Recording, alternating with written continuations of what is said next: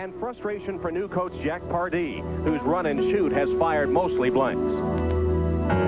Frustration is also no stranger to the Indianapolis Colts, like the inability to get Eric Dickerson back on the field, or like the on-the-job training routine for top draft pick Jeff George, whose lessons have included 4 interceptions last week.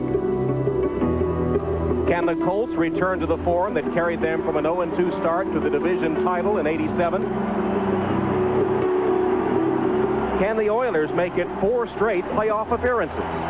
One team ends the frustration today. NBC Sports presents the National Football League. Today, it's the Indianapolis Colts versus the Houston Oilers.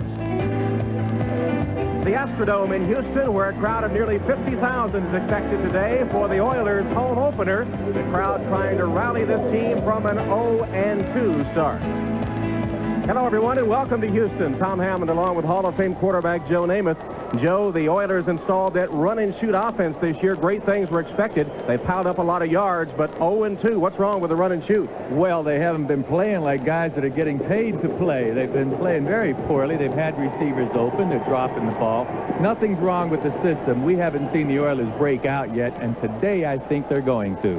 The Colts are in the same boat, 0-2. They've made the decision to go with rookie quarterback Jeff George. Are they paying the price for that? Yes, they're paying the price. I'll tell you what, a rookie quarterback who has more ability than the veteran, fine. He may be your best quarterback, but he's not giving your team the best chance to win, I don't think. He's got to call audibles out there. He's got to read defenses, and he's going against a very good Houston defense so far this season, so I think Jeff's going to have some problems. The Colts have also had problems defensing the pass. Does that play right into the hands of the run and shoot? That's putting it mildly, defensing the pass. They've had 72% completion percentage against them. You know, I could be throwing against this Colt defense. They haven't tackled the opposing quarterback yet, so they've got some problems stopping Warren Moon and his water bug type receivers. These guys are capable of putting up 40, 50 points, and if Indianapolis doesn't find a way to get Dwayne Bickett in that backfield on Warren Moon, it's going to be a long day. And we're ready for the kickoff. The Indianapolis Colts have won the toss, and they will be receiving. So Jeff George and company will be on the field to start the game. George has an abdominal strain, and Coach Ron Meyer said that he wouldn't have played if the game had been on Thursday, but he'll be in there as Zendejas is set to kick it off for the Houston Oilers. Alan Grant deep for the Colts, and Zendejas eyes the football, the home opener for Houston. Taken at the goal line by Stacy Simmons. Simmons tripped up just short of the 20-yard line by Scott Kozak down on special teams for the Houston Oilers. All right, here's the way the Colts will start offensively. Up front, Ray Donaldson, their 8-time Pro Bowler, will be at center, anchoring that offensive line. And, of course, another veteran, Kevin Call, 7 years is in there. And, of course, all eyes on the rookie first-round draft pick, Jeff George, playing with that abdominal strain. Albert Bentley, number 20, at running back, is both the leading rusher and the leading receiver for the Colts. He's joined by the rookie Ken Clark in the backfield. First down play just short of the 20. And it looked like Zephyros Moss, the left tackle, moved prematurely, and the Colts off to an inauspicious start. It looks like it'll be a 5-yard mark-off. False start. Offense, number 69, 5-yard penalty, still first down. Dick Hantak is the official, and there's Jack Pardee, the new Houston Oilers coach. It was actually Randy Dixon, the left guard, who moved prematurely. Dixon, number 69, who is starting for the first time today after a holdout. He didn't sign his contract until September 12th. He did play, but didn't start against New England. Now 1st and 15.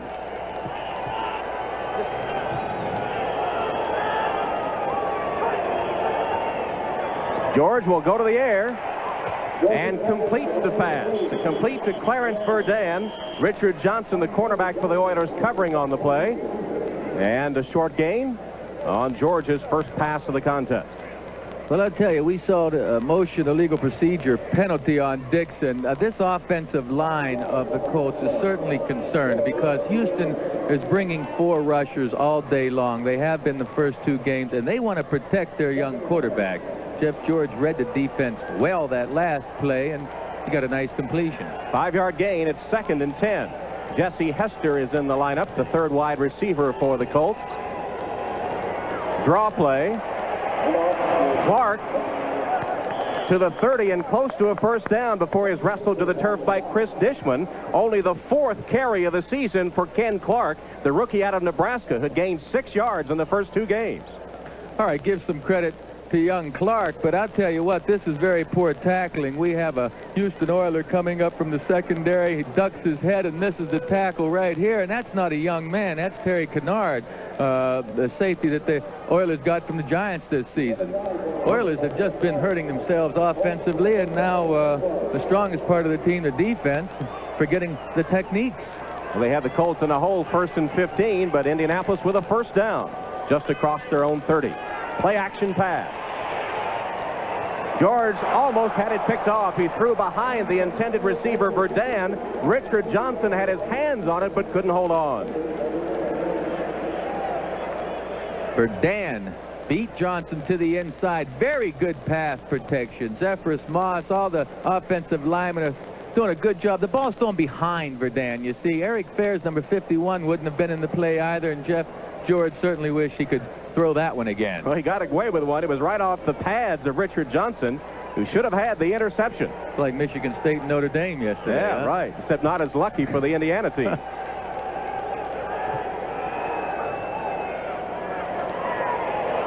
Albert Bentley's first carry of the day is good for a first down. Richard Johnson on the tackle had to come from the secondary to stop Albert Bentley, who is the leading rusher and leading receiver for this Indianapolis team. Oh, I like this player. I mean, he's quick, he's strong, he can catch for you, and he doesn't mind blocking. Let's check those lineups again now. Here they are, the Colts, with Donaldson, the key man, at center. And in the backfield, George, Bentley are the key persons there, along with those wide receivers. In the Colts rocket formation, Clark and Beach leave the game. Hester and Morgan come in for 4 wide receivers. First down, Indianapolis. George goes deep, and he's got a man wide open. He overthrows him. Verdun was all by himself. He left Chris Dishman in his wake. George couldn't hit him with a pass. There's a penalty marker down.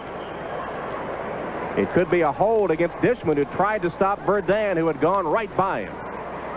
Oh, Verdun ran a nice out move and then took it upfield, and Dishman certainly bit on the out move. And actually, Dishman, if this penalty is on him, it was a wise move, because that ball just got over Verdun's head.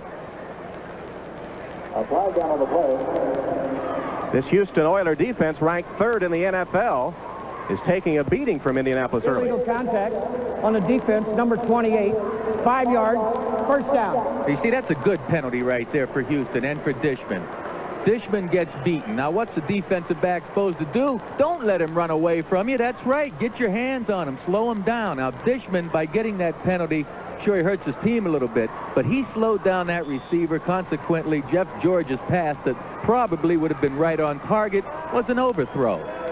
Dishman had started only 2 games prior to 1990. He's replaced Steve Brown as a starter at corner, and Brown's not happy about that. 1st and 10, Indianapolis, their own 46, opening drive of the game. Pass incomplete. Verdun again, the intended receiver, working on Dishman. And the pass a little off target from Jeff George. Let's check that Houston defense now, ranked 3rd in the NFL. Up front, Ray Childress heads that new 4-man line. He has 3.5 sacks, which is 2nd in the AFC. Among the linebackers, Al Smith, the middle linebacker, leads the team in tackles. Eric Fairs gets a start today, replacing the injured Robert Lyles. Dishman and Johnson in the secondary, backups a year ago. Kennard was a 7-year starter for the Giants before coming over as a Plan B free agent. And the Houston nickel, Pat Allen, will come in as a 5th defensive back. Clark, nothing there this time. Big Ray Childress gets through to make the stop behind the line of scrimmage. Well, it's no secret, folks. That's your best football player on the Houston Oilers team. Certainly the defense, number 79, Ray Childress. Right now, he fights through a double team, folks. Through a double team to make the tackle in the backfield.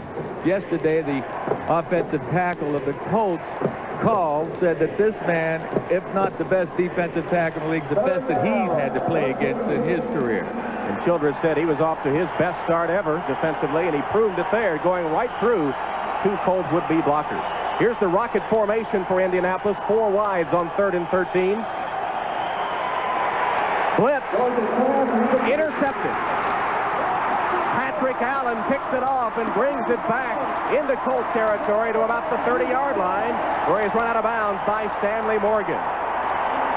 George's pass deflected right into the arms of Patrick Allen, who came in on the nickel defense for the Oilers and gets the interception. Patrick Allen with the interception. Here's our first look at the run and shoot. They start at the 30 of the Colts. Warren Moon in trouble.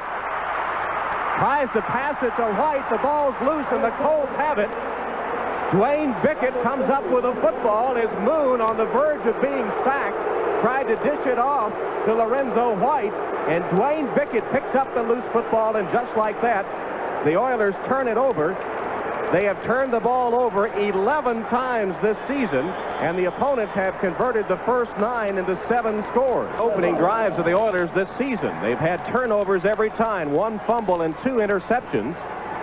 Here's George on first down for the Colts, and he's being chased, still in trouble and sacked. William Fuller back to get the sack. He's second behind Childress in sacks on this team. He had 1.5 coming in, and he puts the pressure on Jeff George. Big William Fuller. I tell you, this 4-man rush that the Oilers are using now, the defense is taken to. I mean, they used to rush 3 guys and a linebacker, but here you see big 95 Fuller getting in there, as well as Childress. They're getting more pressure on the quarterback. George really didn't have anywhere to throw the ball that time, but this Houston Oiler front is excited about this new 4-3 defense that their coordinator, Eddie, has brought along from, was it the University of Houston? Right. 2nd and 20 for the Indianapolis Colts.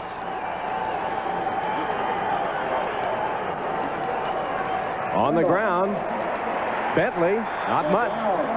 Maybe made the line of scrimmage before he was pounced on by Johnny Meads. And Lander Knight also coming up from the Oilers secondary. Well, I always hate a play like that when it doesn't work. You know, 2nd down and 1.5 miles, and you run the ball off tackle or up the middle. Of course, when you have Bentley, who can break it anytime you want to get the ball in his hands, whether it's a draw play or a screen pass. It's just that when it doesn't work, it looks like a lousy call. Steve Brown and Patrick Allen are in on the nickel defense for the Houston Oilers. Leander Knight has replaced Terry Kennard, who has a dislocated thumb but will return. It's 3rd and 20.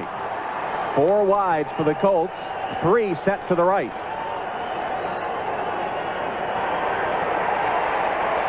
George downfield. Verdun can't hold it.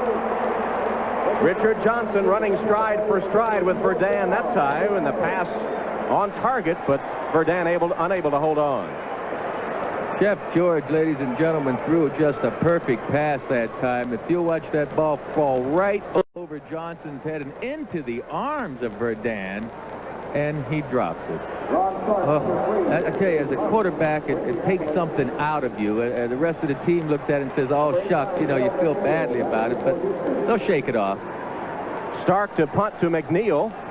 And it's a good punt from Ron Stark. Chases McNeil all the way back to his 8-yard line. Gerald McNeil, the Ice Cube, squirts up across the 15 to the 16-yard line, where he's covered by Mike Pryor. You see a penalty marker on the field. Verdun may get lucky with this return. He may even get some additional yardage, but he caught that ball on about the 8-yard line, the 7-yard line. Pretty sure he should have let it go. Illegal block on the run back, number 26. We'll penalize 10 yards and first down. See, that's 2 mistakes right there. Now, first of all, McNeil's supposed to be letting that ball go, and then on top of it, they get the penalty. Just Superdome in Houston, Ron Meyer and Jack Pardee squaring off in a battle of winless teams, and each team plagued by a turnover on its first possession. Houston has the ball for the 2nd time from their own 9. Warren Moon's pass is complete for a first down. That one to Drew Hill, who's tackled by Eugene Daniel of the Colts. You see, this is why I'm not sure this run and shoot's going to work in professional football. I've got to see it after a complete season. Right now, Drew Hill makes the catch, but these little guys that are so quick and fast are taking a beating from the defensive back. Here by Leonard Harris on first down for the Oilers. That's their initial first down of the game. Lorenzo White with his first carry. 17th carry of the season. He's the leading ground gainer for the Oilers. Harvey Armstrong on the tackle. Here's the way Houston lines up offensively. On that line, Munchak and Matthews have been to 7 Pro Bowls between them. Warren Moon in the backfield off to a slow start, already thrown his 7th interception of the season. And, of course, Drew Hill injured, replaced by Leonard Harris. Sometimes the Oilers will go to that jumbo formation. Backup center Eric Norgard will come in at 285 pounds at fullback. Williams and Dawson tight ends, and Pinkett a flanker. 2nd and 5 for the Oilers. 3 wide sit to the right. White makes a nice move and takes it up beyond the 25 to the 26-yard line. Here's the defense now for the Indianapolis Colts. They have struggled, especially against the pass this season. John Hand was a holdout, but returns. Came back last week and got 7 tackles against New England. Rookie Matt Vanderbeek replaces the injured Jeff Farad today. You see the secondary. Grant, a rookie, will have his hands full. The Colts use 6 defensive backs in their nickel. Baylor and Good replace linebackers Banks and Young. 3rd and 3. Moon under center this time. Flag down. Pass wide open to Jeffries, who takes it for a first down across the 40-yard line. Bumped out of bounds by Keith Taylor, but let's check the penalty. Good pass by Moon. It looks like these Houston Oilers are hurting themselves again. It appeared the offensive lineman on the right side leaned back just a little bit. If they're not dropping the balls, they're making mental mistakes. Joe, you know, when they set up in that Offense, number 70, 5-yard penalty. Repeat the down, 3rd down. Dean Steinkühler, the man that moved prematurely, 3rd penalty. He just leans back a little bit. It's not much, but watch number 70 right there. You're not allowed to do that. He's a little anxious. John Hand trying to put a little pressure in there, and so I think they're more apt to do that when they don't get down on their 3-point stance. I think they're a little more apt to rock back on their heels, ready to pass block. Makes sense. 3rd and 8 now.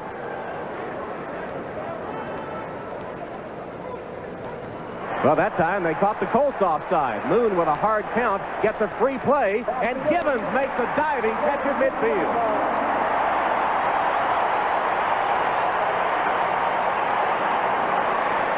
Mike Pryor covering Givens, who made a diving catch right at the shoe tops for 28 yards and an Oiler first down.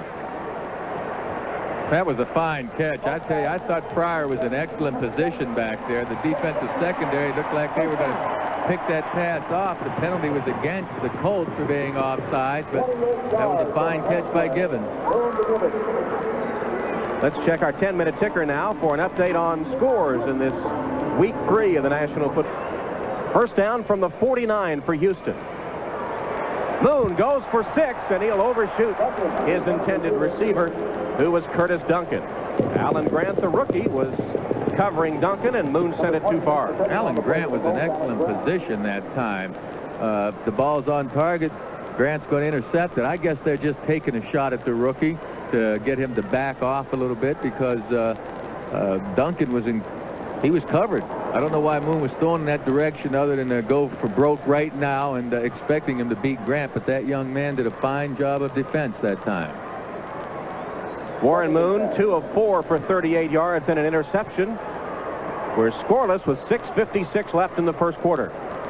Moon admitted to us yesterday that he and his receivers still a little tentative in this offense. Moon has his man that time. A little look into Duncan, which will be short of the first down by about a yard. Alan Grant made sure that Duncan didn't get up to get further yardage. He also made sure that Duncan wasn't going to run by him. And Moon knew that this time, so he changes back to the short pass. If the ball's a little higher, Duncan's going to be able to turn and certainly get the first down, but it's a low pass, and Grant recovers nicely. Grant did give him a considerable cushion. It's 3rd and 2 here for the Oilers. Hill's back in the game. That's Hill in motion. Moon looks and hits Drew Hill, and he'll be just enough for first down depending on the spot. Well, they're not going to get him a very good spot. Getting a bad spot. He's getting a bad spot. Now they switch and give him first down yardage, and that's the correct spot. Mike Pryor made the tackle for the Colts, and Hill's forward progress did take him to the 40-yard line. Well, this pass is almost impossible to defend unless one of your defensive linemen knock it down. Hill is running at such an angle toward the sideline that Mike Pryor doesn't have a chance to get position to break that play up. It's a well-designed play, and when it's run properly, you're going to get that 4- and 5-yard gain. And his forward progress took him to the 40, even though he was driven back on the tackle. It's first down at that point with 5.5 minutes left in a scoreless first period. Hill, under pressure, tries to sidearm it to White, and the pass falls incomplete. Dwayne Bickett coming from that outside linebacker spot, putting the heat on Moon. And Bickett told us yesterday that that's what the Colts were going to try to do, to put some pressure on the passer, Warren Moon. He said a la Atlanta, when the Falcons had so much success doing that against Moon and the Oilers in Game 1. Bickett's certainly one of the finest players in the National Football League, one of the best linebackers you're ever going to see. Has not been getting the help from his friends that he needs out there to put pressure on him. He gets guys double teaming him most of the time. Bickett, in his 6th year out of Southern Cal, has started every game he's been in the NFL. 2nd and 10, 3 wide set to the right. Flag down as Moon goes across the field, and a diving catch, and then a fumble by Jeffries. It'll be ruled incomplete. No completion. Eugene Daniel bumped him down after it appeared that Jeffries had made a great catch. Yeah, but again, that right tackle, Steinkohler, looked like he rocked back. Tom, maybe they ought to put him in a 3-point stance, huh? I think so. I think there really is a tendency to get a head start, getting back to pass block. Dick Hantak's mic not working. Penalties declined by the Colts, setting up a 3rd and 10. But Dean Steinkohler was guilty, as you pointed out, Joe, and see if you can pick it up on the replay, rocking back on his heels to pass right block. here on the left side of your screen, number 70. Now, that's the 2nd time that he's rocked back. I guess he's worried that Kurt Larson's going to run by him, the linebacker for the Colts, but gee, that's 2 plays in here in the first quarter. This is the third down situation the Oilers have faced. They've converted the first 2. Warren Moon has the pass complete to Drew Hill, who takes it to the 30 and close to a first down. John Baylor with the tackle there. Let's go to Bob Costas now for an update. All right, Tom, you'll recall the Bengals had to come from behind to win on the season's first 2 weeks. Here, with the cameraman faked out by Boomer Esiason's play action, it's Eddie Brown on the receiving end of the 42-yarder. This week, they jump out early. 10-0 over the Patriots. They've just taken the ball back on a John Stevens fumble. They've got it at the New England 10 again. Tom? All right, Bob, the Cincinnati Bengals off to a fast start. Bad news for these Oilers. It's just short of the first down. It's 4th and 1. Here's the jumbo formation. Eugene Seal is the fullback, blocking for White, who doesn't get much. Maybe enough for the first down, depending on the spot. John Hand is the man that stacked it up with help from Fred Young. I don't think he's going to get it. I think those Colts held him that time. Jumbo formation or not, they just put up a big, strong wall and snuffed them back. Let's take a look at it. On the left side of the screen, he's got to get to that line right there, the 30-yard line, but you see it's being stuffed. Looky here, Beekman is in there. Oh, good play. Good defense by these Indianapolis Colts. Vanderbeek, watch number 58 come in here. Well, we don't see him right now. There he is. There's Vanderbeek. Good play. Well, they had 250-pound linebacker Eugene Seal in as the fullback, the lead blocker, and they still couldn't get the yard they needed. Big defensive play by Indianapolis, and the Colts take over at their own 31. 4 minutes left in the first quarter, 0-0. George's pass dropped by Bentley right through his hands. Nobody close to him. Meade's the closest man. And he's wearing one of those, a pair of those sticky gloves, too. You know, those gloves that these guys wear, they're kind of tacky. He's not wearing them to keep his hands warm right now. I mean, he's wearing them out there because they're a little bit tacky, and yet the ball still slipped right through his hand. Well, hope you'll stay tuned on NBC tonight. 2 world premiere movies. 7 of your favorite TV comedy stars off to camp together in Camp Cucamonga, followed by She Said No. 2nd and 10. Nickel defense for the Oilers. Colts go to the run. Bentley. He's across the 35 to the 36-yard line, stopped there by Meads and Dishman. Jeff George has been plagued by some drop balls by his receivers, the same problem Warren Moon had when the Oilers dropped 10 a week ago, and George has completed only one of his first 6 passes. Well, the receivers have dropped some, and also George had 2 other opportunities at least where he missed open receivers, so maybe they didn't have enough training camp. I don't know. They're just not very sharp. Well, that's to be expected somewhat, I guess, with a rookie quarterback. Coach Ron Meyer told us, yes, they do pay the price sometimes, but he is the best he has. There's a good throw by George under pressure to hit Stanley Morgan for what appears to be a Colt first down. Patrick Allen was covering the veteran Morgan, the New England Patriots all-time leading receiver who came to the Colts as a free agent this year. This is a nice catch, and I tell you, Patrick Allen doesn't make this ankle tackle. Morgan is on his way downtown. Watch how Patrick Allen just barely gets him around the ankles. Stanley Morgan's ready to take that thing a long way for 6. George still getting some pressure. This time he gets it from Steve Brown, the cornerback, blitzing.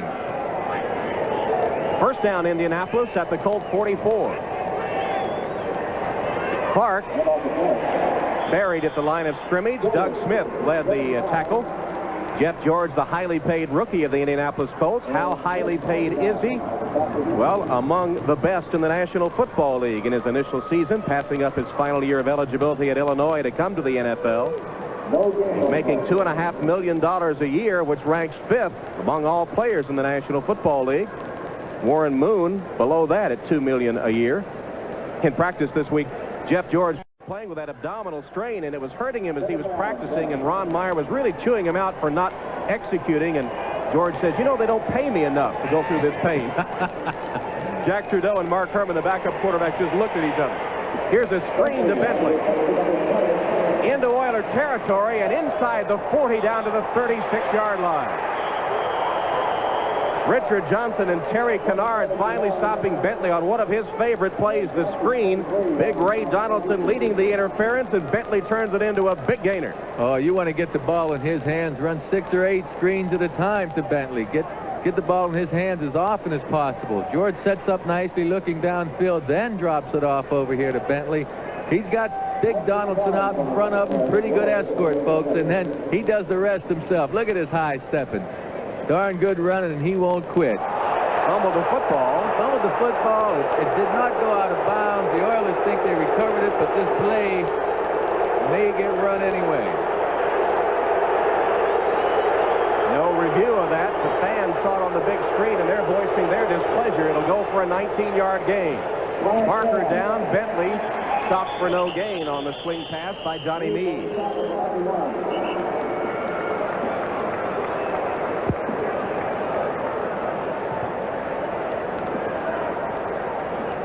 It'll be offside against Houston. The Oilers are doing everything they can do to give these Colts a chance. They're making these mental errors, dropping the ball, and the Colts could take advantage of it. They should. I mean, it's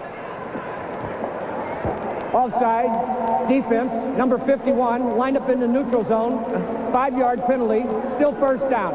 Lined up. Eric Fairs lined up in the neutral zone. I mean, he lines up every day out in practice. You think he doesn't know where to line up yet? How does that happen? They're not thinking out there. Let's watch that previous play when Bentley, well, we don't have time to see it right now, but Bentley juggled the football and fumbled, and it didn't go out of bounds, but it was not reviewed. 1st and 5. George handing to Bentley, who is to the 30-yard line, got a couple of yards before stopped by Doug Smith. Here's that play to Bentley again. Well, we'll see the ball come free. Now, there you see the ball, and it's bouncing.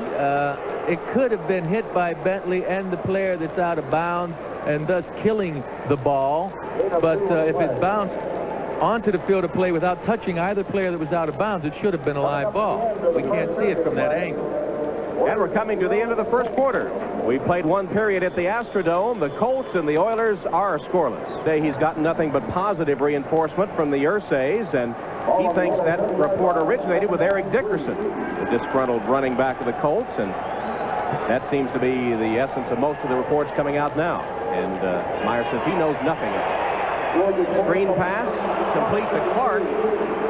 And Clark out of bounds just beyond the first down marker as Indianapolis keeps the drive going. Let's update you on the other scores once more on our 10-minute ticker. Giants on the board against the Dolphins. Kansas City and Green Bay scoreless. Chicago up a field goal. Cincinnati adding on to that lead against New England. And Cleveland struggling early with a 7-3 lead at home. Here at the Astrodome, we've just started the second quarter. The Oilers and the Colts are scoreless. It's been a game marred by penalties and turnovers, but the Colts have a drive going with a first down at the 25 of Houston. 4 wide receiver look here, 3 of them set to the right. Instead, the ball stays on the ground and nothing there for Albert Bentley.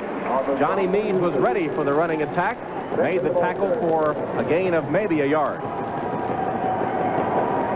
Meade, all kinds of speed, 6'2", 232, the 7th year. He's smart. He loves this new defense that the Oilers are working on. Right now, 4-3 defense is being taken apart by this Colt offense, however. The Oilers have to find a way to get some pressure back on George, who's had plenty of time to throw for the most part. He's told us he likes that 4-man line to put pressure on the quarterback so he didn't have to deal with those big offensive tackles. George under pressure and gets rid of it. Yes, and he deserves that flag. I tell you, folks, that was a definite intentional grounding, which a quarterback can never be right when he makes that mistake. If you unload the ball to avoid a sack, it's going to be intentional grounding. With Childress and Montgomery bearing down on him, George let it fly. Well, George is saying he had a receiver down there, but if we have the replay of this, we'll see that the way he threw that ball into the ground, I mean, he's sitting at home, you can tell he's not trying to get it. Intentional grounding on the offense. Quarterback number 11 lost it down. Ball is placed at the spot. 3rd down.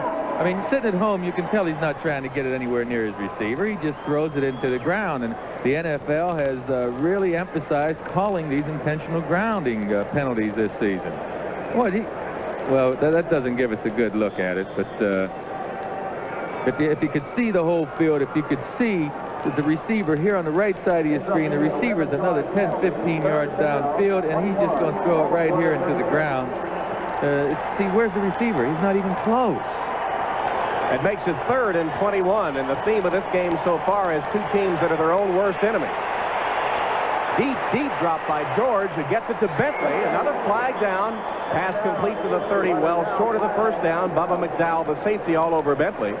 And another penalty marker. Yeah, well, that play took so long. It was a screen play, and the Oilers figured it out. It took so long that one of the offensive linemen, ineligible receivers for the Colts, got downfield. And so it'll be called back because I don't think the Oilers want to give Biasucci a shot at a field goal from the 34. Dick Hantak is spelling out the options to Chris Dishman. And now to the defensive captain on the field, Richard Johnson. Biasucci is one of the best kickers around, and you want to try and keep him as far away from that upright as possible.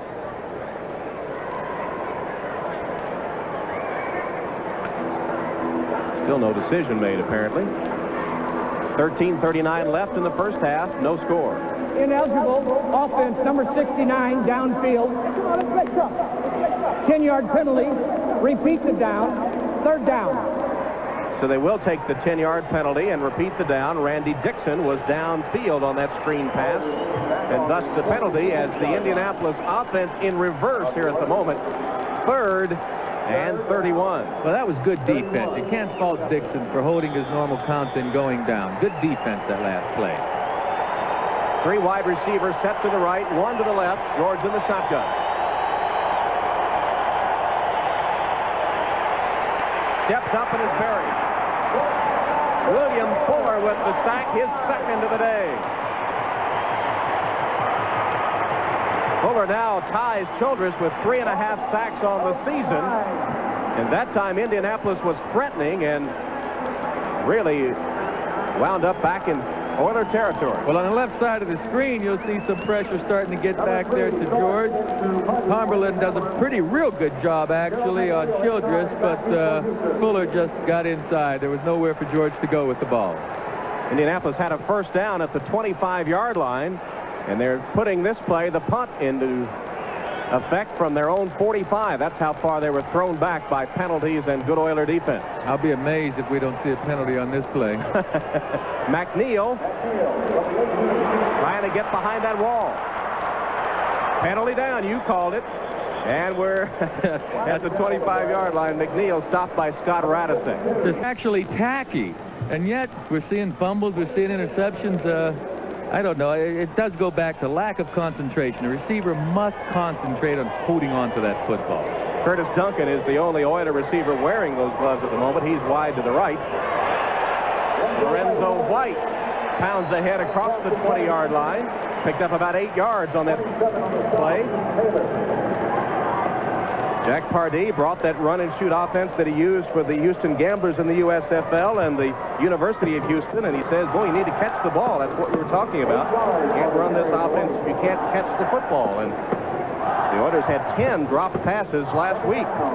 The story making the rounds here in Houston was that the Oiler receivers didn't get back after the Pittsburgh game. They missed the plane. Oh, boy. Plenty of time for Moon. Now he's flushed out of the pocket. And makes a nice throw to Duncan for a first down. Alan Grant covering Duncan, but he makes the first down catch, and Moon that time showed a nice scramble to get free for the completion. Oh, well, Matthews, Pennison, Munchak, Steinkohler. This offensive line just does a tremendous job right now of keeping 3 guys off the quarterback. I mean, the Colts are only rushing 3 guys, folks, against 5, and you wonder why they're not getting any sacks. That's one of the reasons. Jack Trudeau warming up on the Colts sideline. We told you that Jeff George had an abdominal strain that is pretty painful to him, and perhaps we will see Trudeau. Ron Meyer said it wouldn't surprise him if George were not able to go the entire way. Moon, nice grab that time by Duncan. There are the gloves. Duncan, the only Oiler receiver wearing them, holds on to that one right in front of Chip Banks, and that was a beautiful catch as he laid his body out over the sideline. Quick, get the gloves. Everybody else, put them on. Everybody, put the gloves on. I'm not sure he had possession of this ball, by the way. He has it. He bobbles it a little bit, and, well, I don't know if he had possession of that when he hit the ground. If he did, that was one fine catch. I'd have to look at that one more time and say it was incomplete. We'll look at it later. I can't believe they're not reviewing that one. Play is about to commence, so no review by the instant replay. White hit behind the line of scrimmage.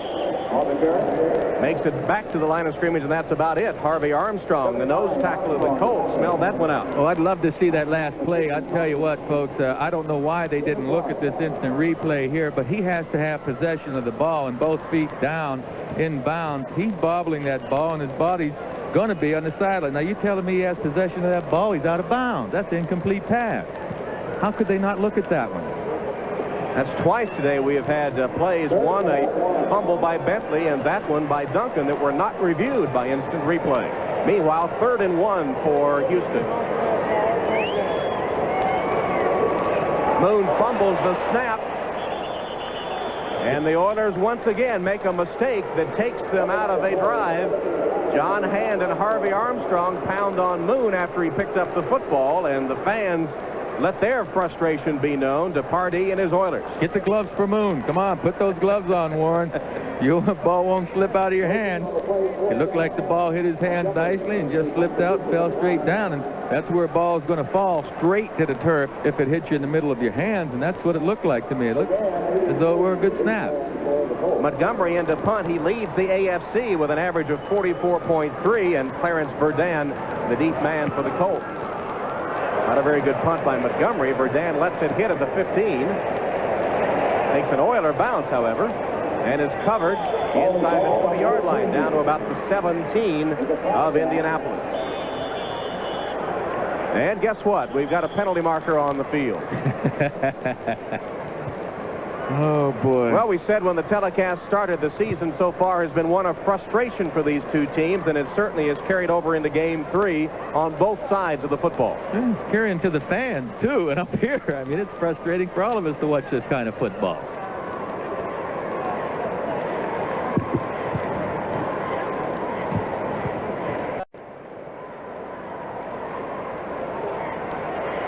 Well, Dick Hantak doesn't even know who the penalties are. I know, boy, this is great. Eugene Seals helping him out in there, I think. Oh, he's getting some help from Brooks, too. Well, folks, you're watching it. You can see what's happening out here. Drop balls, badly thrown footballs. I mean, indecisiveness, even on the officials' part. I mean, 2 replays that we didn't look at, and the ball was rolling around on the ground. I don't know what is today. Is it some kind of special There has day? to be a full moon, that's for sure. Here's Dick Hantak. We had a personal foul, unnecessary roughness on the receiving team, number 37. That is a post-possession foul. We will penalize from the dead ball spot. It will be first down. Penalty called on Chris Good of Indianapolis. Jeff George is going to stay on the sideline. It'll be Jack Trudeau at quarterback for the Colts. Jack Trudeau at quarterback for the Colts, replacing Jeff George. He has a first down at his own 9-yard line. His first pass is complete to Bentley, who lowers his head and drives across the 30-yard line before he's collared there by Terry Kennard. Trudeau, replacing George, hits his first pass for a big gain. Well, Trudeau reads the offense to the defense quickly and gets the ball right in the seam to Bentley. You see, that takes some good reading. Trudeau's got some experience, and I mentioned earlier that the Colts, with the rookie quarterback, don't have give their offense a fair shake because Trudeau, now the veteran, can call audibles. He can run the better plays when he sees the defense, and he's a faster reader. Maybe not as good an athlete as George, but he's certainly a headier player at this stage. Under pressure, he lets it go incomplete. Pat Beach, the intended receiver, as Jack Trudeau, in his 5th year out of Illinois, throws the incompletion. He knows the frustration of starting as a rookie. He was 0-11 as a rookie with these Colts. Started 33 games for them over his career, as you take a look at the other scores around the league. I'm just wondering if something happens to Trudeau. I just saw him take a good hit. I wonder who the emergency quarterback is going to be. Well, Mark Herman would come in to replace Trudeau should he go down. Meanwhile, Kevin Call, the starting right tackle of the Colts, has a back injury, and his return is questionable. Brian Baldinger is playing tackle now. Trudeau with a scramble to the 35-yard line, gained 4 or 5 yards before he was hit by Johnny Meades. Good play by Trudeau. The pocket starts to collapse. He didn't have anything downfield initially, so he gets some of the yardage back. Not going to go far because 91 Meades is really right there in position, and Trudeau knows that, but I'm just surprised he didn't slide. You know, Trudeau's fighting out there. He wants to get that extra yardage. I like that stuff. Jeff George had hit 4 of 10 before he left the game, had 1 picked off, and is given way to Trudeau. 3 wide receivers to the left, 1 to the right. Handoff is fumbled, and the Oilers have it. Bubba McDowell falls on the loose football that was coughed up by Albert Bentley. Ball will be marked down even though they're still scrambling around. We've seen when the Oilers played Atlanta a couple weeks ago, everyone stopped except the guy with the ball, and the Oilers say, hey, that's not going to happen to us again. I'm just going to keep on going until somebody stops this play. Well, it was stopped. It'll be marked at the 36-yard line, but once again, a Colt turnover, the 8th turnover they have had this season. Well, let's check the handoff and see if it's a good handoff to start with. See if we can find out why the ball was put on the ground. The handoff looked like it was in the middle, but he never had it. Bentley never had both hands around that ball. And folks, from that look, you can't tell who was at fault, whether it was Trudeau or Bentley, but it was definitely one of those 2 guys. Well, looks like neither team wants to win for the first time this season. A game full of mistakes. Warren Moon on first down. Inside the 20, complete to Hill. John Baylor wrestles Hill down, but it'll be an Oiler first down. 16-yard gain. Well, there's the influence of the turnovers that the 2 teams have experienced so far. The takeaways, only 2 apiece, and look at the giveaways. Neither team has scored a point off opponents' turnovers and yet have given up 23 and 41, respectively. One of the reasons these 2 teams are 0-2 and still sputtering here in the second quarter. Oilers looking for the first score of the game. We have 7 minutes left in the first half. Moon, little touch pass for White, makes one nice move and then is swamped by white jerseys. It'll be a gain of 6 or 7 yards on the play. 56 the first down to him is Fred Young. Fred Young and Harvey Armstrong get credit for that tackle. Well, if you saw or didn't our NFL Live show today, here are the headlines. On the pass play, Bill McDonough reports that Bobby Hebert is not part of a three-way trade, as had been rumored and reported earlier this week. The Buffalo general manager Bill Polian says that the team will refuse further comment on the bickering that is apparently broken out among that team again. And, of course, Bob, Will, and O.J. will be on at halftime to give you all the scores and highlights and an interview with Commissioner Paul Tagliabue, who will address the Eric Dickerson issue. Moon, under pressure, gets rid of it to White. Touchdown.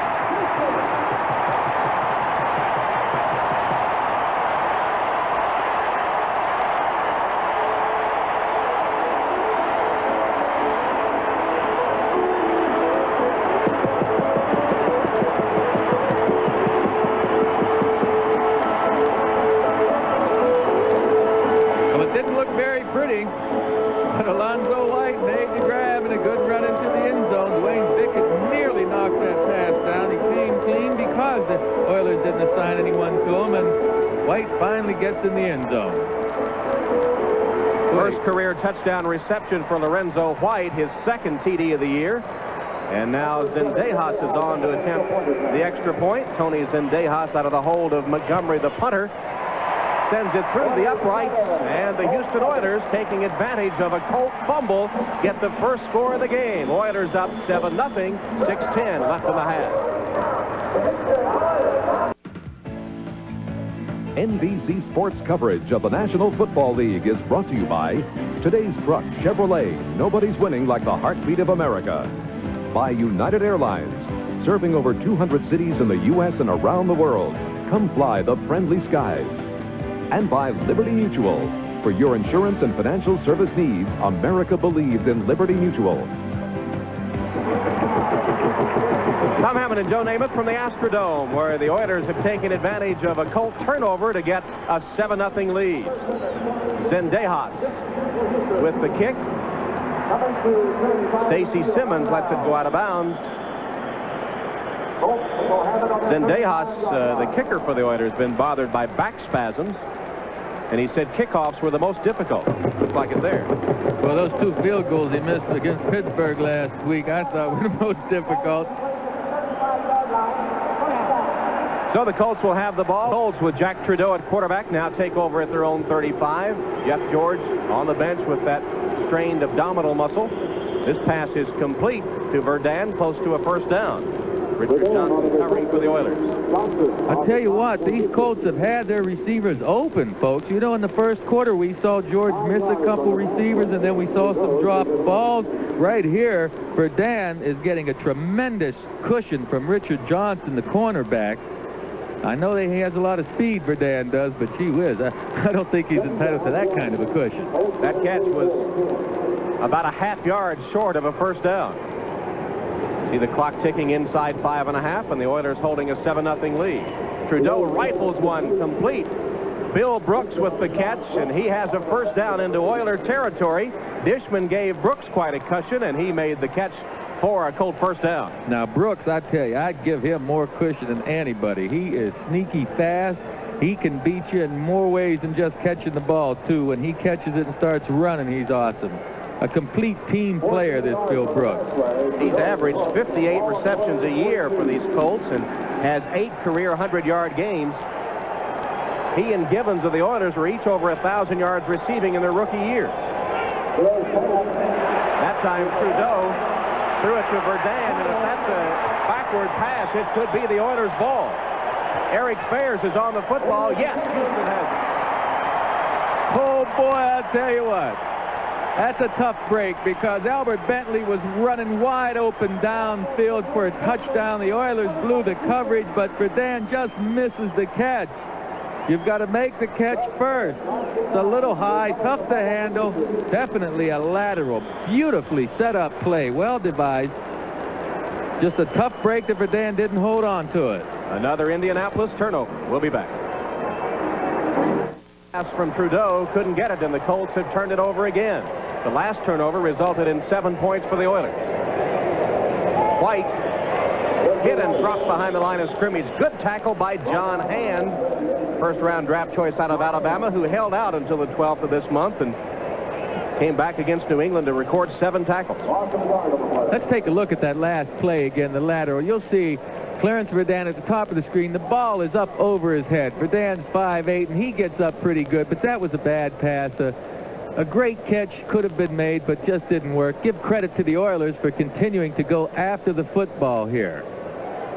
And they were getting some pressure on Trudeau to make him perhaps throw that ball high. Well, that wasn't enough heat, really, to get the ball up there. I guess Trudeau thought he had Brooks out there, a taller receiver. Warren Moon, Jeffrey, to the 35-yard line. Hit hard by Eugene Daniel. Beautiful tackle by Eugene Daniel. Just a marvelous heads-up, fine picture tackle. Don't forget the double feature tonight on NBC. The comedy stars, 7 of them in the movie Camp Cucamonga, followed by one of the most important movies of the year, the critically acclaimed She Said No. That's coming up tonight here on NBC.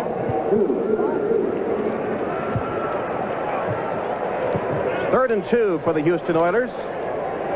Converted half of their 4 third-down situations in this game.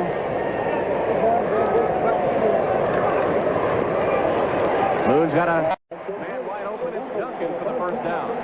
Joe, could that touchdown pass when Warren Moon really had to scramble around to get it to White for the TD be a confidence builder for this run and shoot, which has been out of sync for almost 2.5 games? I think getting the lead could be a confidence builder, and seeing your defense get the ball after the Colts have been continuing to bumble things up here. Sure, Houston knows that they're just hurting themselves for the last 2 games in the first quarter of this game by making mistakes. They've got to concentrate more and get their rhythm going.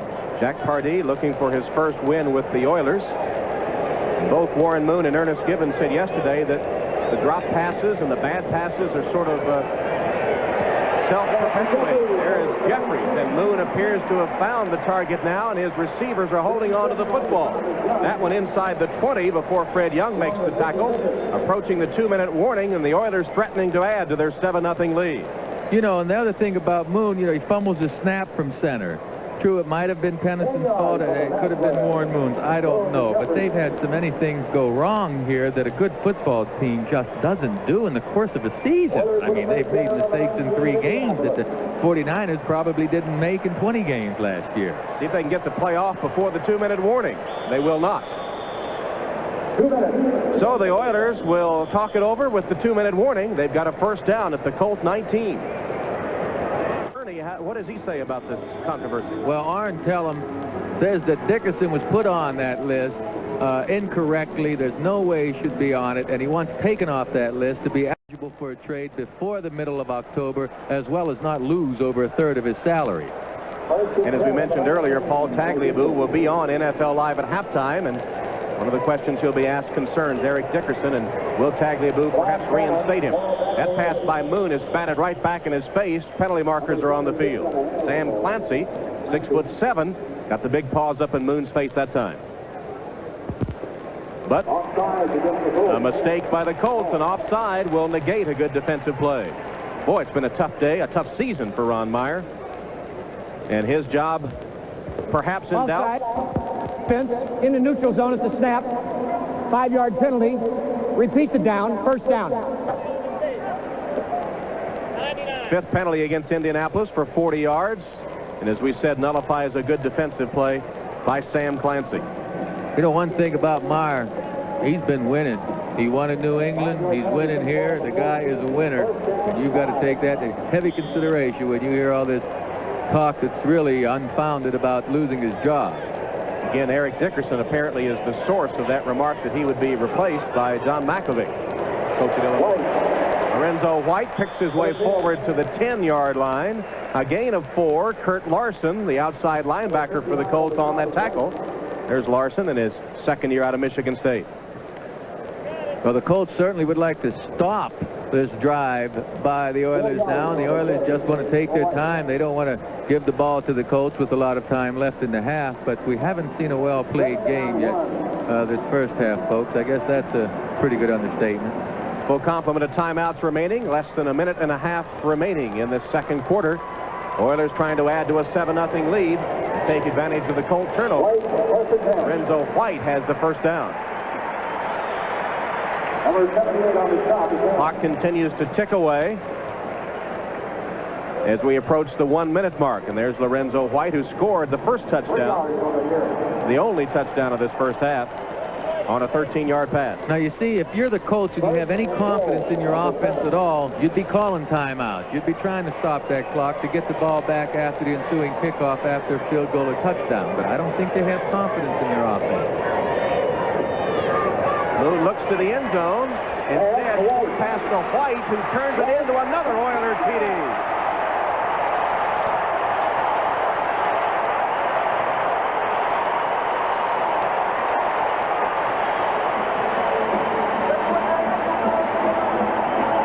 Moon stayed in there as calm as could be. You saw the feet move around a little bit, but he kept his composure to find Lorenzo White, who had snuck out of the backfield. He didn't run a beautiful pattern, just picked his way through the line, found an open spot. Moon kept calm, found Lorenzo. 2 Indianapolis turnovers lead to 2 Moon to White touchdown passes. Zendejas for the extra point. Zendejas, number 7, for the extra point attempt.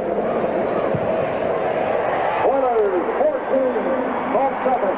14-7. Warren Moon, perhaps gaining his confidence in this Oiler run and shoot, has put his team up 14-0. Today's small, and by the time they came up to make the play, it was too late.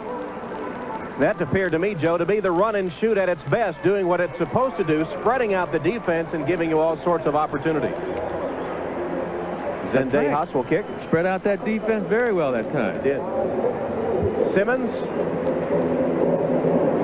has the kick off his leg, picks it up, and it'll be stopped short of the 15-yard line. And the Oilers appearing to gain confidence now with every play. Knight and Brown on special team coverage for Houston. Steve Brown, the veteran, unhappy about losing his starting job, but saying he will contribute any way he can, including special teams, and he got a special team tackle there. Well, right now, if you're the coach, you want to get out of this half. I don't think they want to risk putting the ball in the air on a freak turnover to allow the Oilers to get another 3. Right now, just go ahead and eat humble pie and run the football or run out the clock. Jack Trudeau has replaced Jeff George at quarterback. George has an abdominal strain, started, but gave way to Trudeau in the second quarter. So much for smart football. And that pass intended for Bentley, who wasn't even looking. Bubba McDowell had a shot at intercepting it. I tell you, I know I can call plays. I don't know who's calling plays right now. That to me does not make sense. To put the football in the air, to risk this kind of a play here. You have 70-plus yards to go. He's not even looking for the ball right here. And it's an underthrow to Verdun, who forgot to leave his feet and dive for it. I mean, receivers are supposed to dive for a ball now and then. Trudeau is 3 of 5 for 45 yards, 29 ticks left. Draw play this time. Bentley.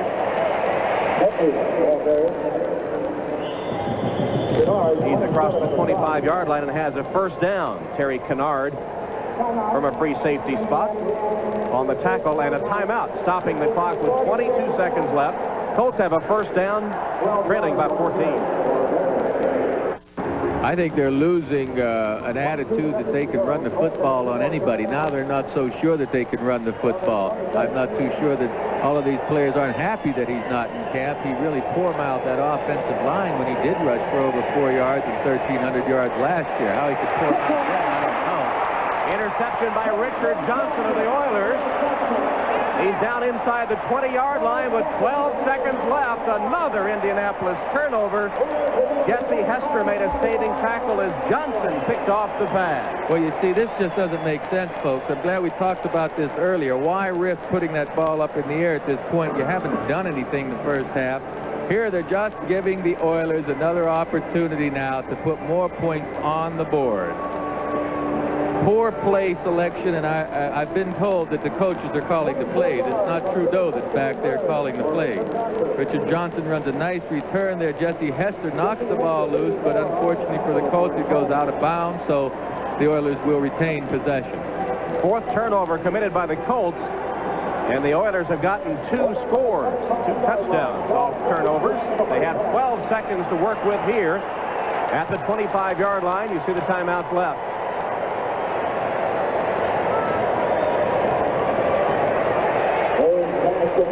Jeffries out of bounds inside the 20. 8 seconds on the clock. Well, you know, Tom, with 8 seconds left, unless Moon wants to take it into the end zone, they ought to send out the kicking team. Because on a snap, if there's a fumble, maybe they can recover it quickly enough and call timeout. They should kick the field goal right now, unless their intentions are to go into the end zone with this pass. Kevin Gilbride made the call from the sideline, and they will go with another play. Only 8 seconds left. They're at the 19 of Indianapolis.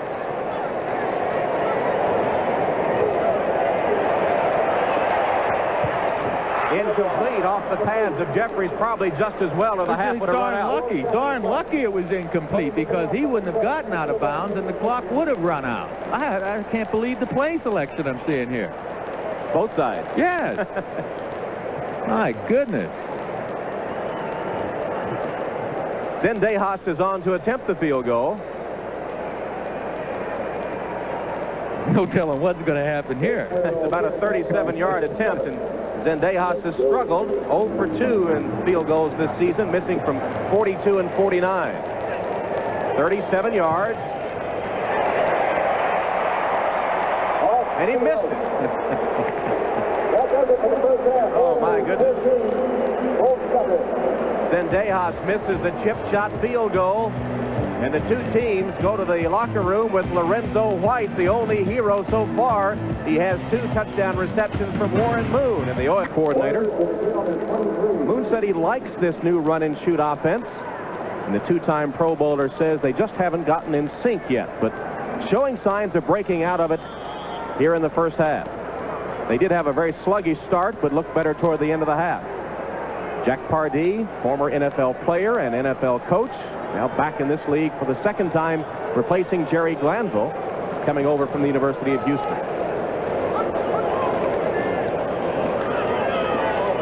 Moon's pass on target. Curtis Duncan with the catch. Short gain. Alan Grant, the rookie.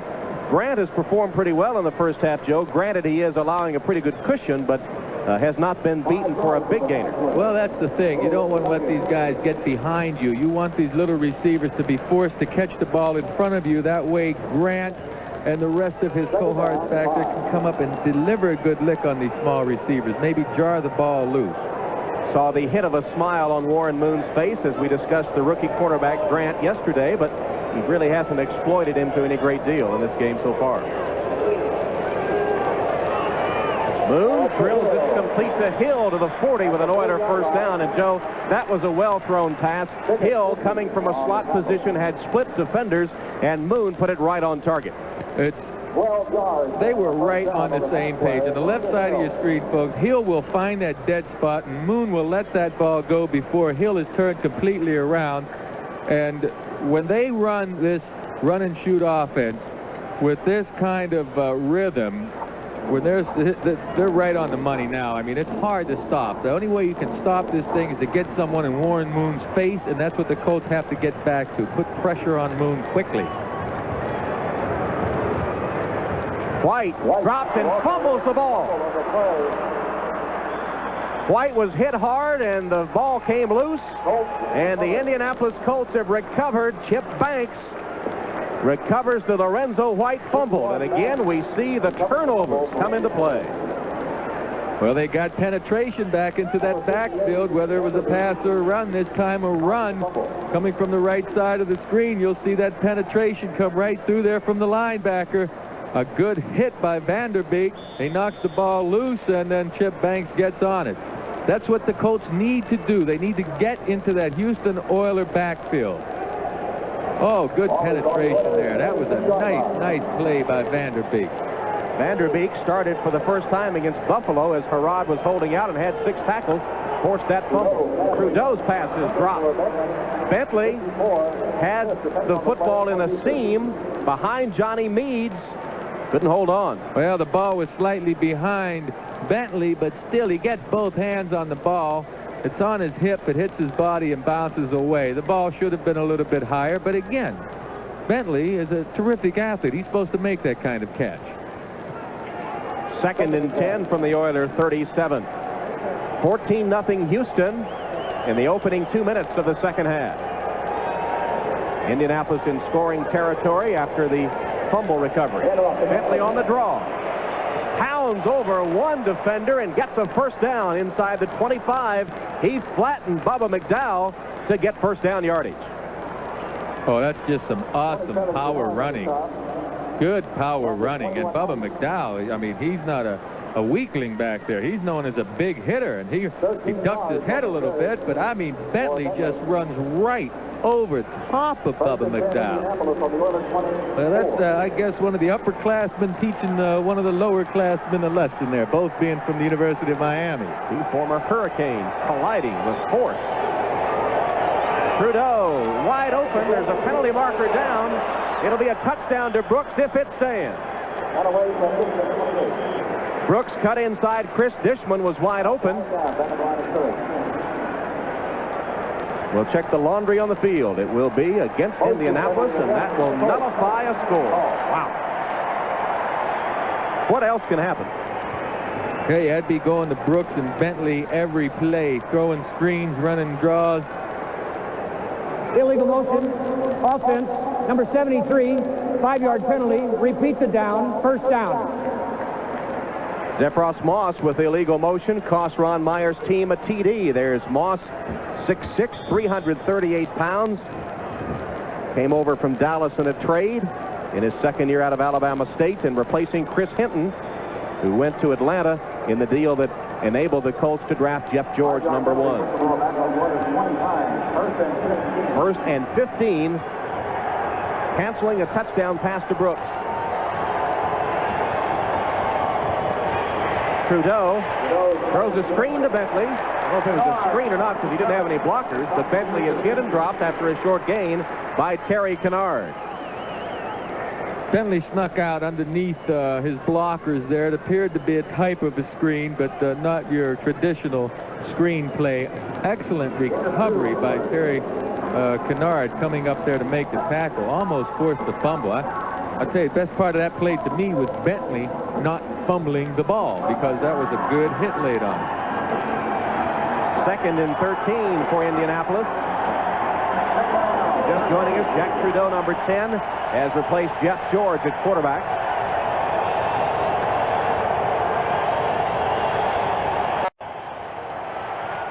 Bentley with a good catch. He's going to be stopped a couple of yards shy of the first down. Leander Knight wrapped him up and took him down. It'll bring up a 3rd and about 3 for Indianapolis. Well, Bentley with his quickness and good hands, he comes out on the left side of your screen, and then, well, we don't see him. He breaks to the sideline. A well-thrown ball by Trudeau. The ball is in just the right place that affords Bentley a chance to turn it upfield and get the extra yardage. There you see Ray Childress fighting against Tomberline, the guard, and it looks like Tomberline does a pretty good job. He does a real good job, as a matter of fact, of pushing Childress past Trudeau. Little touch pass and a nice catch for a Colt first down by Clarence Verdun. Trudeau laid it out there, and Verdun snagged it with Johnson and McDowell all over him. It'll be a Colt first down. Trudeau's warming up. I think he's getting in the rhythm of things here. Trudeau's played some awful good football in the past, but they feel that the Colts feel that he's not their man to go with. Puts the ball just in the right place. Nice first down. Only where Verdun could catch it, and Verdun, like that one, he's got a first down. From the 11 of Houston, Colts trail 14-0. Trudeau in the back of the end zone. Oh, what a catch, one-handed by Brooks. I don't think it's going to count. He wants it to count, but they say no. He was past the back of the end zone. Had it for a moment, one-handed. I tell you, it's not so much the back of the end zone. That official and everyone's looking at the white part. Any part of that white part is out of bounds back there. It's not where the base of the uprights are. It's the green part, and I didn't think he had come down on the green playing field with possession of that ball. Brooks is arguing his case, and now he gets the touchdown. Well, now, will we get to look at a replay this time? I'm curious.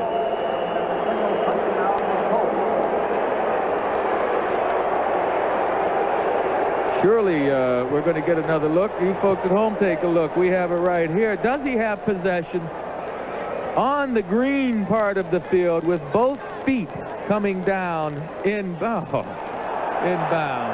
I can't tell from that replay. It doesn't look like he has control of that ball. Doesn't look like he has both feet inbound. Control, and his 1 foot may be on the back of the end zone. It is tough to tell. Remember, it has to be conclusive to be overturned. Yeah, well, that foot right there is on the white part.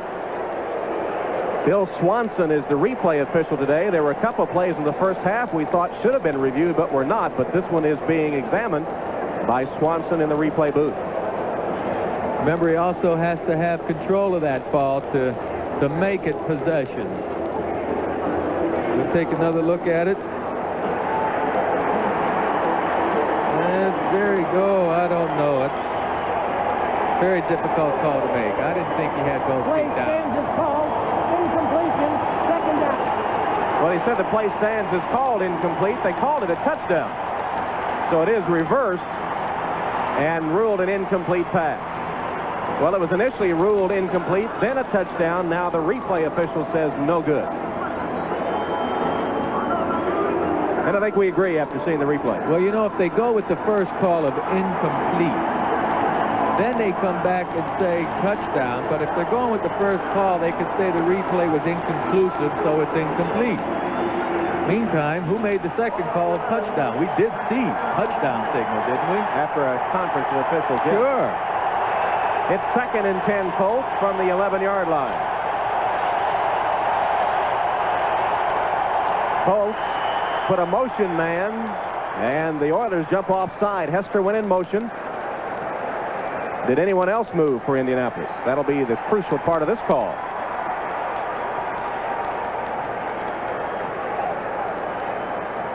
Indianapolis offensive line without starter Kevin Call, who told us yesterday he was looking forward to battling Childress.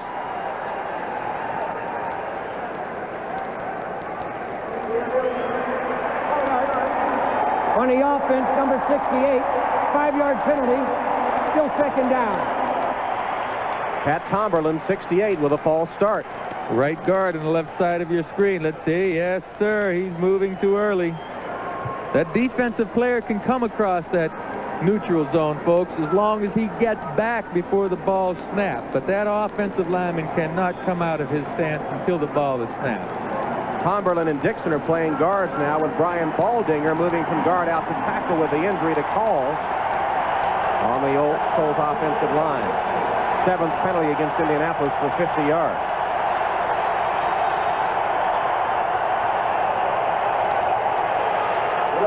Behind Verdun and incomplete.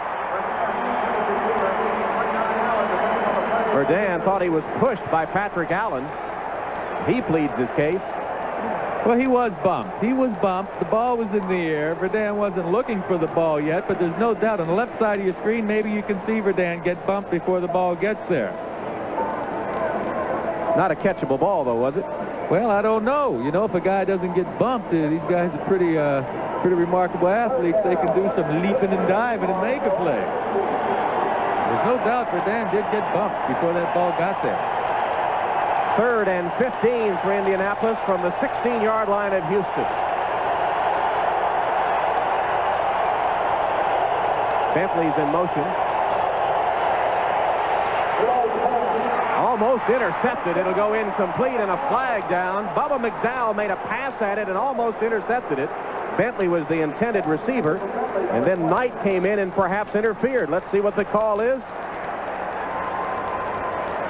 It was a tipped pass that may nullify the flag. There is no foul on the play.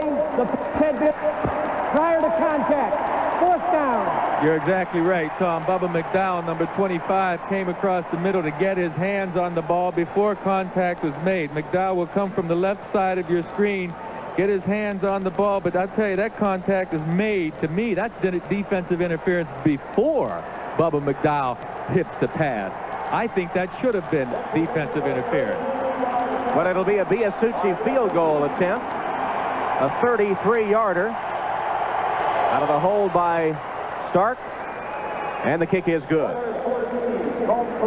Well, turnovers continue to lead to all the points scored in this one. Indianapolis is on the board, but Myers not happy. He still trails. NBC Sports coverage of the National Football League is brought to you by Diet Coke with 100% NutraSweet. You'll drink it just for the taste of it. By Magnavox. Smart choices for smart people. Magnavox. Smart. Very smart.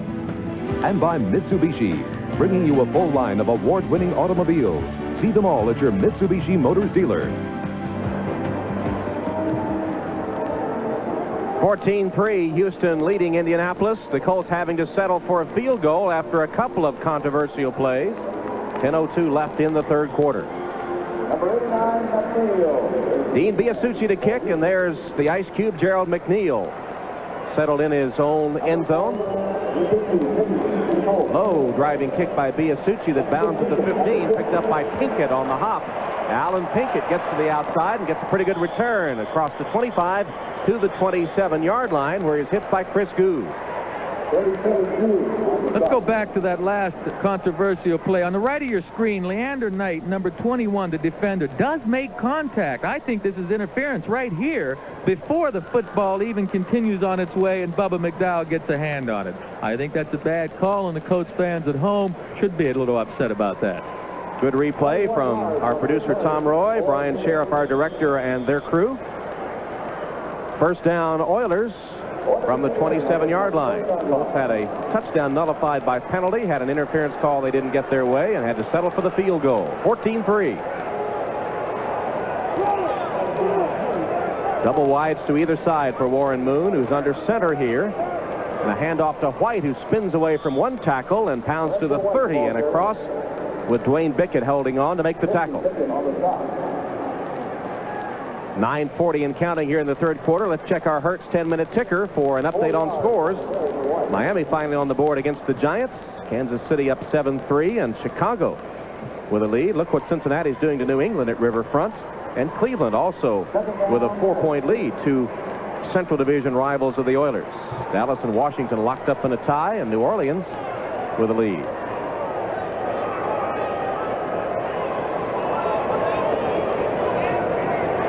Moon's pass complete to Jeffries, out of bounds for a first down, and that'll be a milestone for Warren Moon, the quarterback of the Houston Oilers. Warren Moon has just passed George Blanda as the Houston Oilers' all-time leading passer. He surpasses Blanda's 19,149 yards. He has the 19,152, to become Houston's all-time leading passer. And the game is going to be stopped. Warren Moon will be presented with the game ball. And Joe, as we talked to him yesterday, he said he wasn't really aware of the milestone until he was informed by Chip Damius of the PR department, but he said that it did mean something to him. When he was playing in the Canadian Football League with Edmonton, he used to watch the NFL on Sundays on TV and say, you know, I can play there if I can just get the chance. He got the chance, and this proves that he truly does belong in the NFL. George Blanda, one of the all-time greats in professional football, quarterbacked the Oilers from 60 to 66. Over 19,000 yards passing, eclipsed today by Warren Moon. Certainly, Moon, one of the best quarterbacks in the National Football League, and also one of the finest citizens, Joe. Oh, he's an ace. He's a fine man, and he's an excellent quarterback. And he gets his rhythm with this run and shoot. They're going to be awful hard to contend with. Stands in, does Moon, and has the ball dropped off the pads of Duncan. And that is what has plagued the Houston receivers all season. Grant made the hit on Duncan. I don't know, it's catching perhaps with the receivers. Duncan wants to limp a little bit coming back to the huddle. But he should have had it right off his shoulder pad. And Duncan, I believe he's the only receiver that didn't drop any balls against Pittsburgh. He's had fairly good hands so far, but he lets this ball get onto his pads, I believe. And whenever you do that, it's going to bounce. Look at that. The ball hits him right below the neck into his shoulder pad area and bounces off him. You've got to reach your hands out. Get your hands on the ball. Ernest Gibbons told us yesterday that in that game a week ago against the Steelers, it got so bad he wanted to come out of the game. He just didn't want to be a quitter and stayed in there. There's a complete pass to Hill. He's to the 45-yard line. An Oiler first down. John Baylor on the tackle. Moon comes right back to his slot man Hill for another first down. Well, the Colts try to get pressure on Moon. They brought a pretty good rush that time, but Gibbons gets to the inside, or excuse me, Hill gets to the inside of Daniels right here, and a man with that kind of speed getting to the inside without any help underneath makes the quarterback awful happy, and I know Warren will like that one. 17 yards and a first down for Houston. They're showing signs now of getting in sync. They say they've worked all week long on their timing. Jack Pardee said they'd had a very good week of practice. Again, past the outstretched hands of Dwayne Bickett into the paws of Drew Hill for another first down. Eugene Daniel made the tackle on Hill, who was shaken up in the first half, but's come back to make a couple of nice grabs. On the left side of the screen, Freddie Young almost gets his hand up here on the ball. He's just a step slower, else Moon is mighty strong with this throw, puts the ball where he needs to. And right now it looks like they're able to pick this Colts defense apart. The Colts need to get somebody in there. They need to get Bickett off the ball and come around that corner and jar the ball loose from Moon. They need pass rush. Hill's made 7 catches for 78 yards. Leonard Harris is in there in his place right now. Moon across the middle and another completion. This one is to Gibbons with a nice run after he caught the football. There's a penalty flag down. Keith Taylor wrestled Gibbons down. He's known for running after catching the football and showed you why there. Well, the Oilers are going to get something else, too, because it looked like, you see, the Colts, out of their frustration or good football sense, brought everybody. They brought a blitz that time. And one of the Colts got back there a little late and hit Moon or got a hand on him, and I think they're going to call roughing the passer. Personal foul, roughing the passer. Number 56, first down. Oh, I want to see this lick, Tom, because it did not look like it was any kind of hard lick to me. Let's see what they construe as roughing the passer these days. Oh, my goodness. That's roughing the passer these days, folks. That's one of the worst calls I've seen in my career of being around football. This is from a former quarterback, too. That's a lousy call. How you call that man right there, Fred Young, for roughing the passer when he simply was off balance and rolled into Warren Moon's legs is beyond me. I thought you would take the quarterback side. You came down on the side of the linebacker, and it doesn't matter. It's the Oilers' ball with a first down. White tripped up on a nice tackle. Beautiful job that time by Eugene Daniel, who came up quickly from the corner spot to trip up Lorenzo White. I'd love to look at that roughing the passer penalty again. I just can't believe that they called that, because there was nothing blatant about this. No harm was done. Here's a man rushing who gets tripped up. Now that is called. Where is the roughing the passer? I don't understand that. You may have heard as Dick Hantak made the call, Fred Young saying, "Me?" He didn't believe it either, but it went in the books. Loss of 2 on the run by White, however. It's 2nd and 12. Ball at the 13 of the Colts.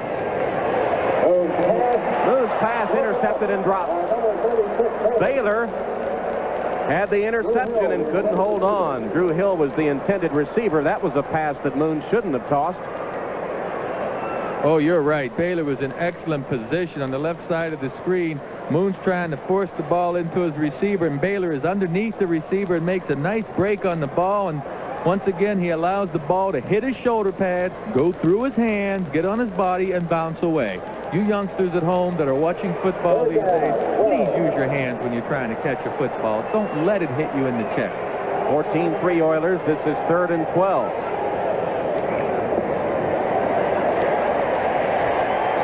Well, that one, too, had Colts running at it from every which direction. Drew Hill was in the corner of the end zone. Mike Pryor, number 39, had a chance to pick it off. Couldn't quite get there. Another ill-advised throw by Moon. Yes, and it should have been intercepted. You have 3 defenders there. Moon is a little underthrown, too. If the ball's out in front, if it's a perfectly thrown pass, they have touchdown, but the ball's not quite out in front. White shirts all around Hill that time. Means that on 4th down, Zendejas will attempt a field goal. He missed from 36 yards, 37 yards in the first half. This one will be 31 yards.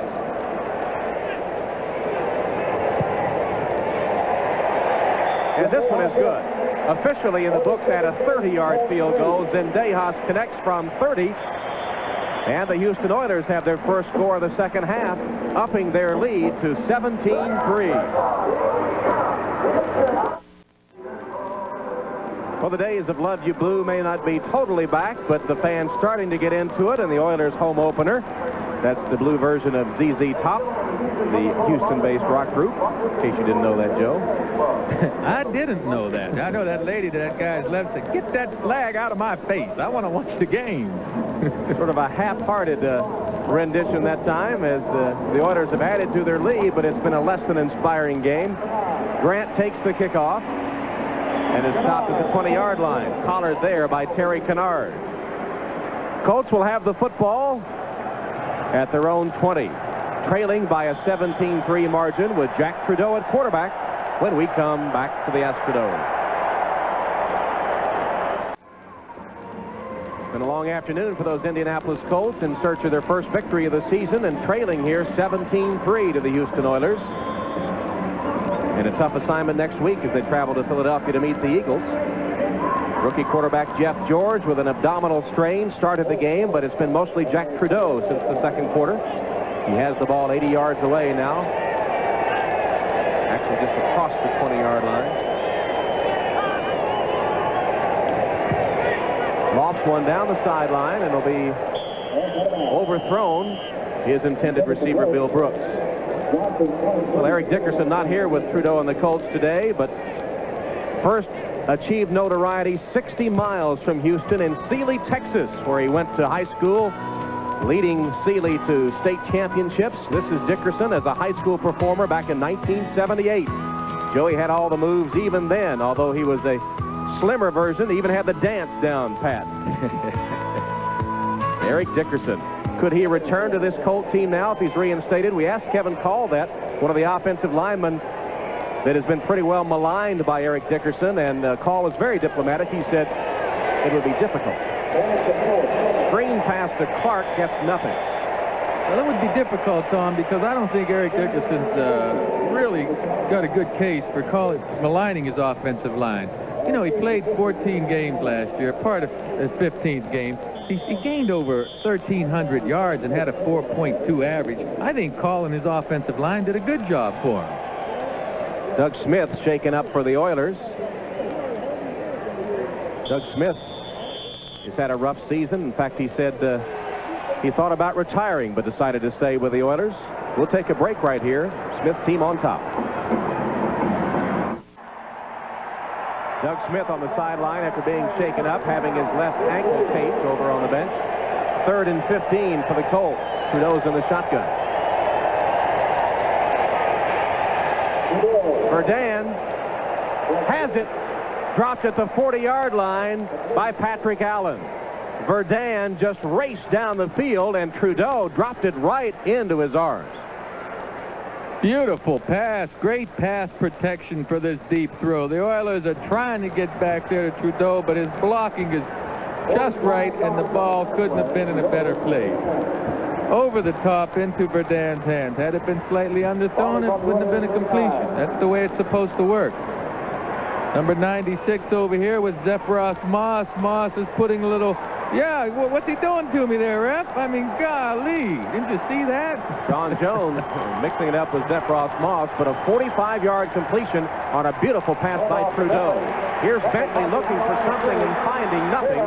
Stopped for a loss of 6 back to the 45-yard line by Childress and Fuller. Now let's take a break and check in with Bob Costas for an update.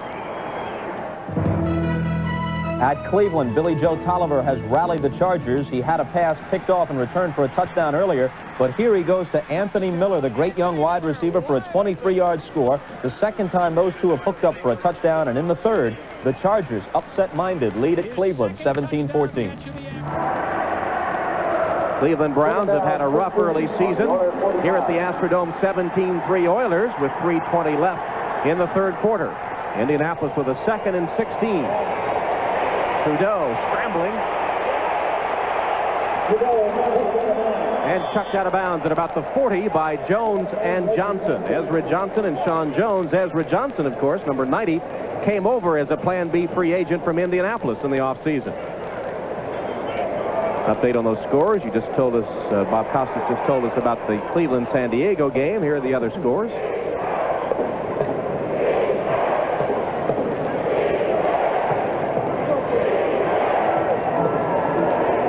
The Astrodome, 17-3 the count in favor of Houston, with the Colts at the 40-yard line of the Oilers and a 3rd and 11.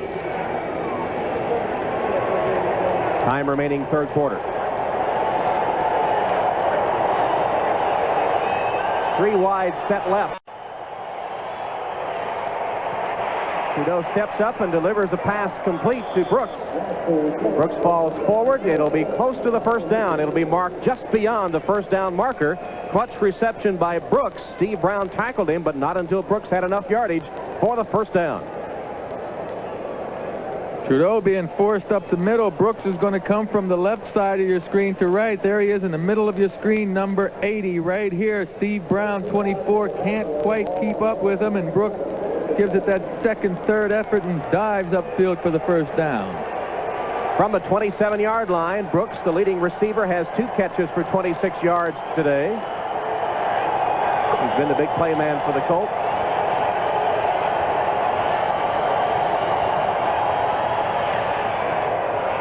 Short completion again to Brooks. Tries to fight for additional yardage, but can't escape the hold of Chris Dishman. Chris Dishman, there's a penalty marker down. Dishman, the self-acknowledged trash talker of these Houston Oilers, says that's part of his game. And if you take it away from him, he's not as good a player. Face mask call against the Oilers. Do you see a difference in the aggressiveness under Jack Pardee versus the Jerry Glanville coached Oilers? I don't see, I see a more controlled team out there, Tom. I don't see the Oilers losing their heads as often as they did last season. I think Jack Pardee... penalized half the distance, first down. I think the Oilers are still playing aggressive football, but they don't make the silly penalties, losing their composure out there. I haven't seen that as often. Of course, it's only the 3rd game of the season. Johnny Meade and Ray Childress, a couple of defensive players, said that they were just as aggressive under Pardee, but as you pointed out, Joe, a little more under control and less apt to give up a big play. First down, Indianapolis from the 12 of Houston. Trudeau collides with Bentley, with Clark, and credit Trudeau with the tackle. Oh, one of the best tackles of the day. My fault. You can see him saying, my fault. Well, sometimes the quarterback just forgets what the play is or forgets where he's going. There's no excuse for it. It's a real blunder. You never want to see your quarterback do that, and you wonder how he can. And no, Tom, I've never done that. Don't forget, coming up tonight on NBC, they double feature 2 world premiere movies, the comedy Camp Cucamonga, followed by She Said No. That's later tonight on NBC. 2nd and 14 from the Oilers' 16-yard line. Brooks goes in motion. Trudeau lost it, wide open, Beach for the touchdown. Pat Beach, the tight end, with his first catch of the day, only his 2nd of the season, and he was absolutely wide open for the score. Well, the Oilers didn't think they had a tight end. I mean, we haven't seen much of them. They don't use a tight end. They didn't recognize what a tight end is supposed to be like. Pat Beach, number 81, just slides right down the middle, comes clean. The Oilers had a blitz on, and I don't know who was responsible for this man, but he certainly forgot to pick him up. And Trudeau, do you think he's happy? You know, that was a good drive engineered by Trudeau. A couple of his passes right on the money. Beach was wide open, but a couple of long passes set it up. Biasucci's extra point is good, and the Indianapolis Colts closed the gap on the Oilers. With 42 seconds left in the third quarter, Indianapolis is now within 7. And Trudeau did a good job on that drive, I thought, Joe. Yes, he did. He did a good job, especially on that last play. And, you know, when you make one play, you get the points on the board, you forget about running into your running back. You forget about an overthrow here and there, you know. You make a big play, it's easy to overcome those things. How many turnovers have we had, though, still to this point? I see the Oilers giving the ball back to the Colts, and I'm just amazed that these guys have not been able to hold. They set up that touchdown with a fumble, wasn't it? Alonzo White, I think. Well, maybe these Colts are in sync now. Maybe their defense can start to put some pressure on Moon. We will see. We have a doubleheader coming up for you next week on NBC, beginning at 12:30 Eastern Time with NFL Live. Some of you will see Dan Marino and the Dolphins battle the Pittsburgh Steelers. Others will see the Broncos square off against the Bills, or these Colts battle the Philadelphia Eagles. Then in the second half of the doubleheader, Cleveland Browns travel to Arrowhead Stadium to take on their former coach, Marty Schottenheimer, and his Kansas City Chiefs. Others will see the Oilers head west to take on the Chargers. Check your local listings for the games and time in your area. Pat Beach with a touchdown reception, only his second catch of the year. The man that was the leading receiver for the Colts back in 1985. He had a touchdown last year, his first since 1986. In fact, had 2 scores in 1989. This one is first of the 90 season. Clarence Verdun, meanwhile, has a sprained toe and may not return for the Colts. That is their chief deep threat, along with Brooks. And so Verdun's absence could be a big factor for the final quarter of this game. Gerald McNeil awaiting the kick from Biasucci. And, Joe, the drive engineered by Trudeau brings up a point you made earlier. Are the Colts better with Trudeau at quarterback versus Jeff George? Well, I think their offense has a better chance out on the field to adjust to the defenses ahead of the snap by audibilizing to the proper play whenever they see the defense stacked. Or Trudeau definitely can read these coverages at this stage a little better than Jeff George. Pinkett takes the bouncing kickoff and makes a good return as he breaks to the outside and is stopped at the 34-yard line. Nice return by Alan Pinkett. Anthony Johnson made a saving tackle for Indianapolis. Pinkett, Notre Dame's all-time leading rusher, played a lot more under Jerry Glanville than he is for Jack Pardee, as Lorenzo White is the only running back in that run and shoot. He has gained the starting job this year, replacing Mike Rozier and Alan Pinkett. And, of course, Alonzo Highsmith was another fine running back that has since been traded to the Dallas Cowboys. And Coach Pardee, he really feels that these guys, the Oilers, in this run and shoot are going to average, by the time the season ends, a 5-yard rushing average, which I think is really setting your sights high. In fact, Lorenzo White told us yesterday, Joe, that in this offense, the pass sets up the run. As they begin to complete passes, the run will get better. Jeffries had one hand on it, but couldn't hold on. He had double coverage, but still was behind the defense down the sideline. He'd gotten behind Daniel and Taylor. Yeah, I'm a little surprised that Moon chose to go that way. It is a beautiful pass, and Jeffries does get his one hand on it. Certainly a little better throw. He might have had the long completion. Jeffries just can't extend himself far enough. 24 seconds left in the third quarter.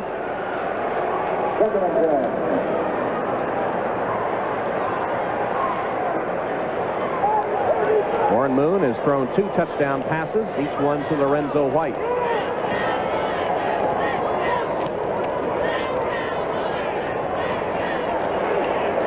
Across the middle, the catch made by Gibbons. And Ernest Gibbons is out of bounds in Colt territory to the 45-yard line. Eugene Daniel couldn't cover Gibbons. Well, Gibbons is coming from the right side of the screen to the left. He just breaks underneath the zone coverage defense. You see, there's a huge area in there that Gibbons is able to run across, and the underneath tacklers couldn't get a handle on him. 21-yard gain. The main thing about that play, Tom, is the time that Warren Moon had to pass. When the Colts only rush 3 guys and drop back, Moon can throw to anyone he wants. The Colts need to get pressure on Moon. That'll be the end of the third quarter as Ernest Givens has passed 4,000 yards receiving with that last catch. And the Oilers are on top. Back after a word from your local station. Ready to start the fourth quarter at the Astrodome with the Oilers leading the Colts by 7. The run and shoot starting to get in sync a little bit. 232 yards passing in the first 3 quarters for the Oilers. Ernest Givens told us yesterday there's a lot of reading for the receivers. He said he makes 7 reads on every play. How does that work? Well, 7 reads, I think he's over-reading. You know, it's not as complicated as Givens is making it to sound. You simply find out if it's man or zone coverage, and you find out then if you want to break inside or out or go upfield. I really think all these receivers are making too much of the reading aspect of it. You know, we asked Jack Pardee about it, and he said, well, Joe, he said, it's just like when you played. He said, it's just counting. If you have 5 men up on the line of scrimmage, he said, you want to run. If you have more, you want to pass. There's the Colts getting Warren Moon to the turf, and that is, for Indianapolis, the first sack of the 1990 season. That in itself is a very telling statistic. First sack for the Indianapolis defense in 1990. It comes in the fourth quarter of their third game. 2nd and 15. Moon. Nice pass low where only his man could catch it. His man is Drew Hill, and he has an Oiler first down. Pryor and Holloway had pretty good coverage, but Moon put it right where it needed to be. Well, it's basically the same passes they completed across the middle before.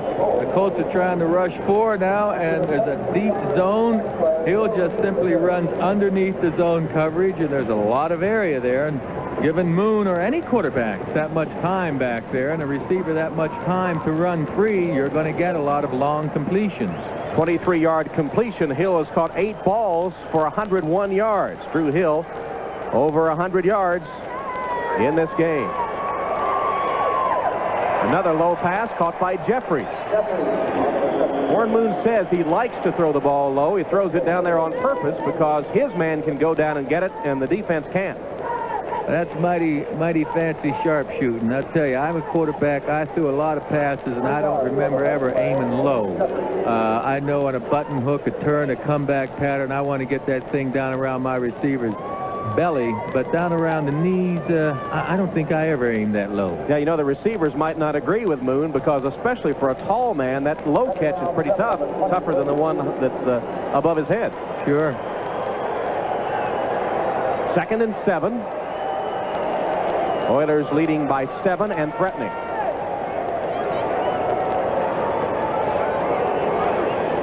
Draw play. White makes a good inside cut. Again, gets inside the 10 and lost the football. The Colts will have it. Colts recover at their own 5-yard line. Well, that's only the 8th turnover of the game. Yeah, pretty quiet game. These guys have been holding on to the ball all right, but the 8th turnover. Huge hole for this little draw play. He has the ball in pretty good position. He's got a handle on it anyway, but he's not got it wrapped up. He's really concerned with running the ball, folks. Another turnover, and the Oilers miss out on a chance to score. Lorenzo White, number 44, being comforted by Mike Rozier, number 30, after White has fumbled for the 2nd time in the game. Joe, would you go with Rozier, the former starter until this 1990 season? Well, I wouldn't go with him just because of one fumble, but I'd have to evaluate the situation and see how well Lorenzo's been playing. There's no excuse for that, though. He should not fumble that ball. I see all those teammates saying, oh, that's tough, you know, pick your head up and everything. Heck with that. He made a bad mistake there. They should be angry with him.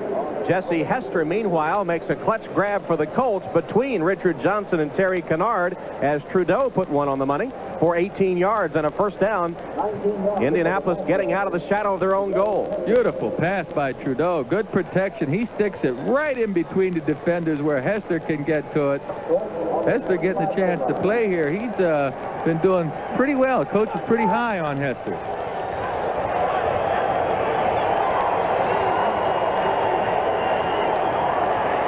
Colts with the football, trailing by 7. Same pattern. Hester has another first down. Al Smith and Richard Johnson sandwiching Hester, but again on the same pattern, the Colts pick up another first. Giants have extended their lead. Kansas City playing well on the road. Wow, look at Cincinnati. Yeah, they're powerful. Kansas City and Cleveland will hook up next week here on NBC as Schottenheimer faces his old Brown team.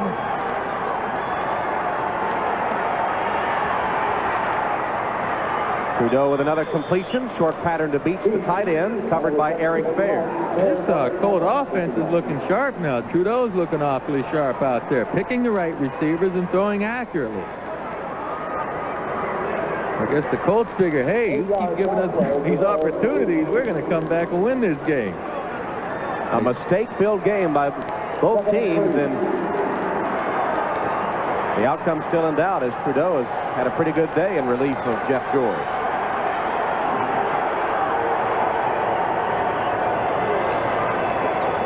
Bentley hit and stopped, although the flag goes down. Although he did manage to get up close to the first down with some second effort. Smith and Meads hit him in the backfield, but a penalty against Indianapolis will set them back.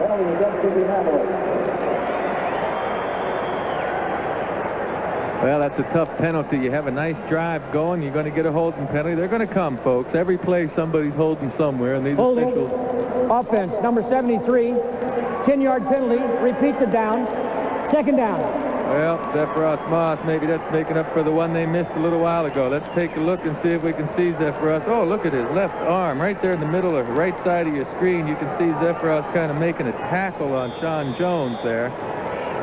And, you know, Zephyros is just giving it his best effort, man. He's trying to do a good block, and he got caught for holding this time. That's going to happen from time to time. 9 penalties, 71 yards against Indianapolis, 7 against Houston. That gives you an idea what kind of game it's been.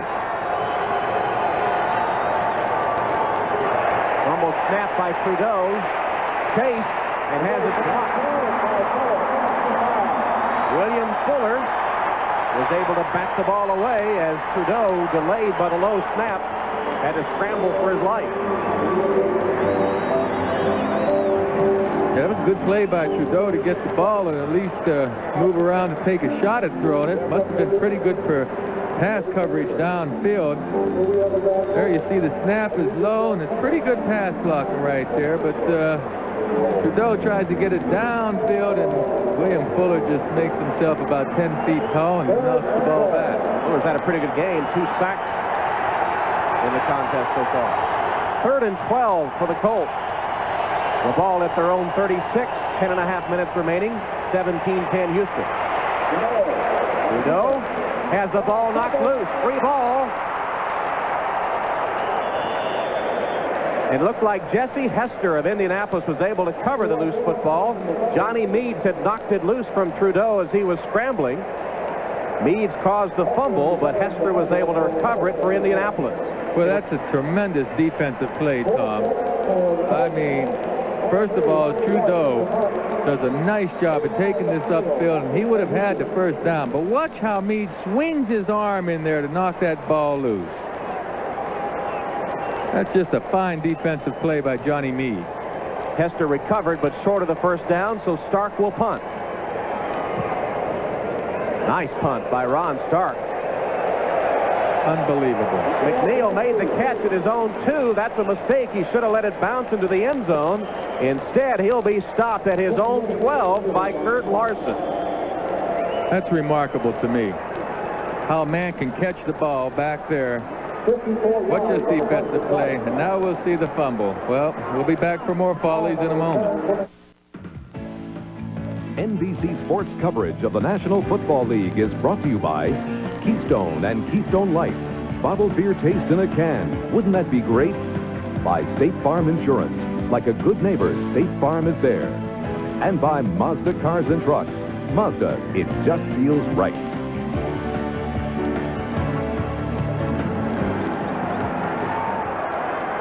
Lorenzo White on the bench. He's fumbled twice. He's replaced now in the backfield by Alan Pinkett for the Houston Oilers. Pinkett standing next to Warren Moon.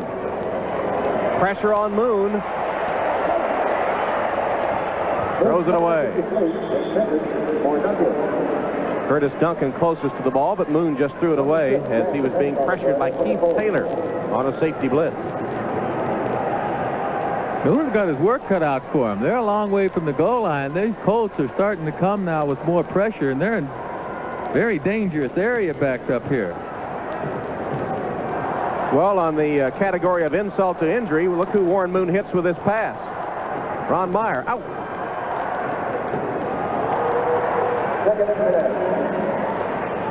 Meyer's hands are better than that, I think. 2nd and 10.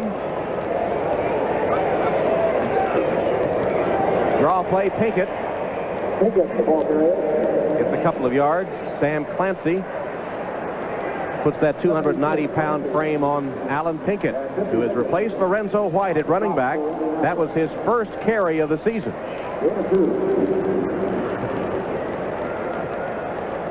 Hope you'll stay with us on NBC tonight.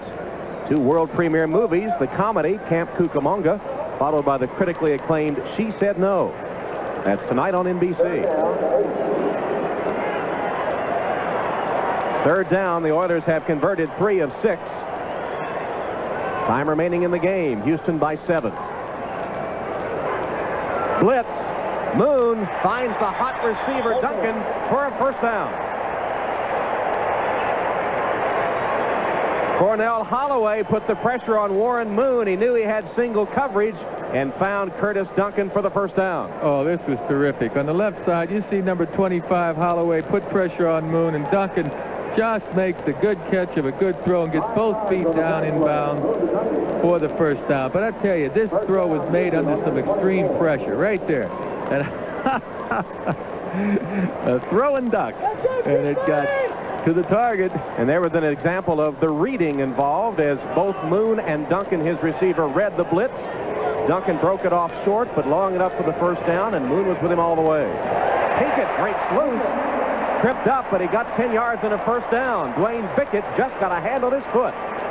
Now they're going to mark it right around the first down marker. Let's see.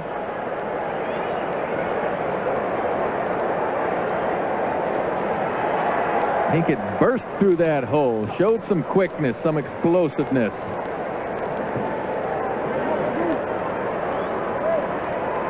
Clarence Verdun being taken from the field on the cart. You see the ice on his left ankle, left foot. Measurement for the first down after the run by Pinkett, and it'll be just inches short.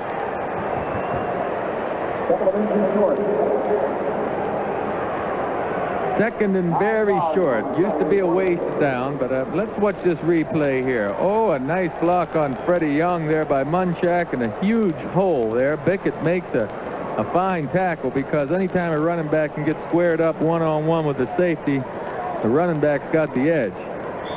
Well, Pardee, will he go for the home run on the 2nd and inches?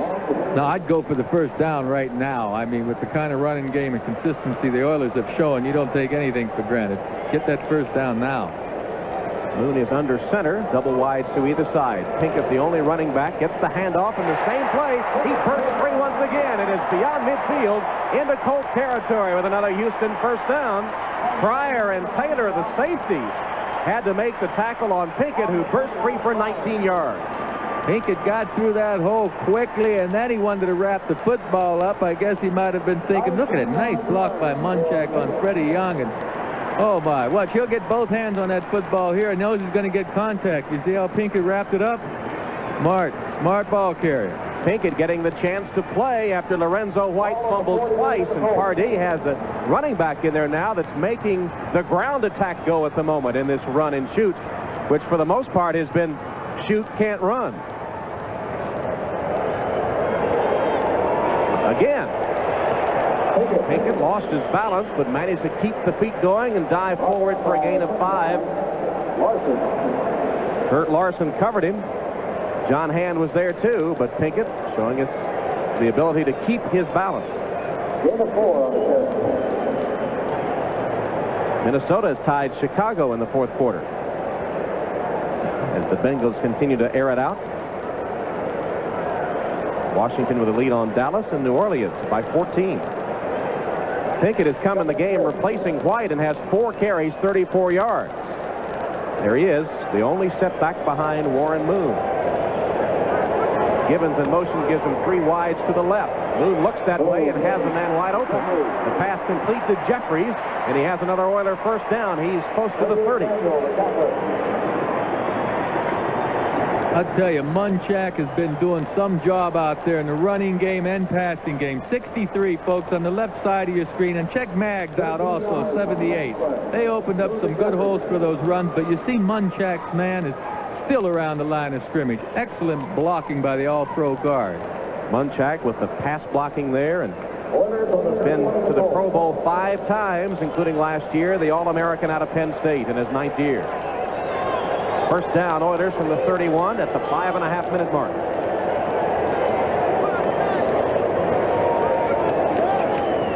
Pinkett. Not as much that time. Pinkett down at the bottom of the stack for the Colts. Pinkett really seems to be hitting the hole quickly, Joe. He does. He looks like he's exploding out of there a little bit faster than Lorenzo White. Now, I don't know if that's the case or not, but he certainly has had a couple of good holes in there that we haven't seen earlier. Pinkett was the number 2 rusher for the Oilers last year behind Alonzo Highsmith. Had 6 starts a year ago, gained 449 yards. 3-time All-American as Notre Dame's all-time leading rusher. Clock's under 5 minutes.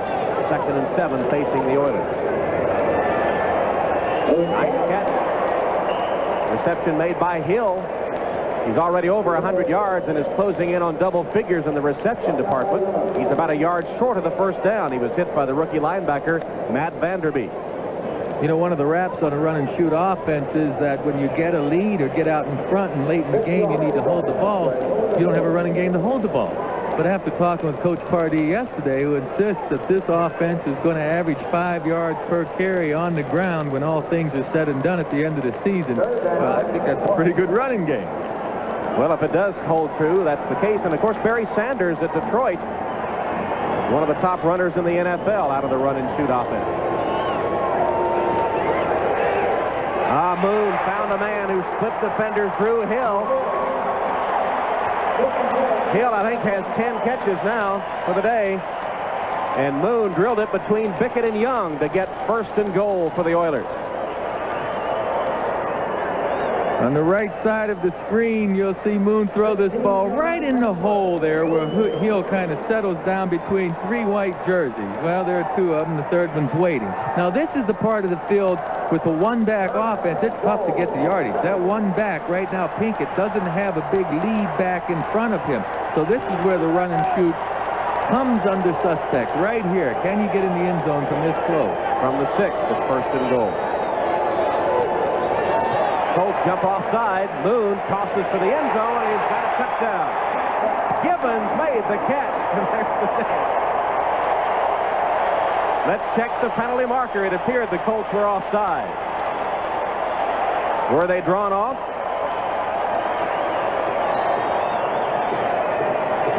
Offside. Defense, number 78. Penalty is declined. Touchdown. Ernest Givens with a touchdown catch as the run and shoot operates that time on a long Houston Oiler drive. Ernest Givens coming. Oh, well, we don't see him actually make the catch. He just barely gets across that goal line right here before he's hit by Grant. And there he is.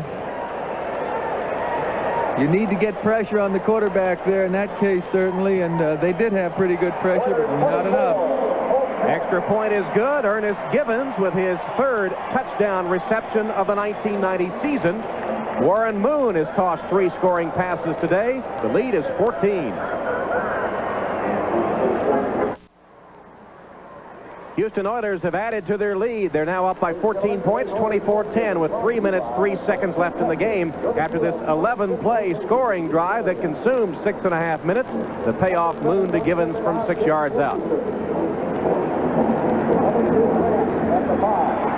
Alan Grant gathers in the Zendejas kick. and is stopped short of the 20-yard line by Eric Fairs. Now the Oiler defense on the field, and the Colts facing a 14-point deficit in less than 3 minutes remaining. This telecast is presented by authority of the National Football League and intended for the private use of our audience. Any rebroadcast or other use of this telecast without the express written consent of the Houston Oilers and the National Football League is prohibited. This game is the property of the National Football League, the Houston Oilers and Indianapolis Colts, all rights reserved.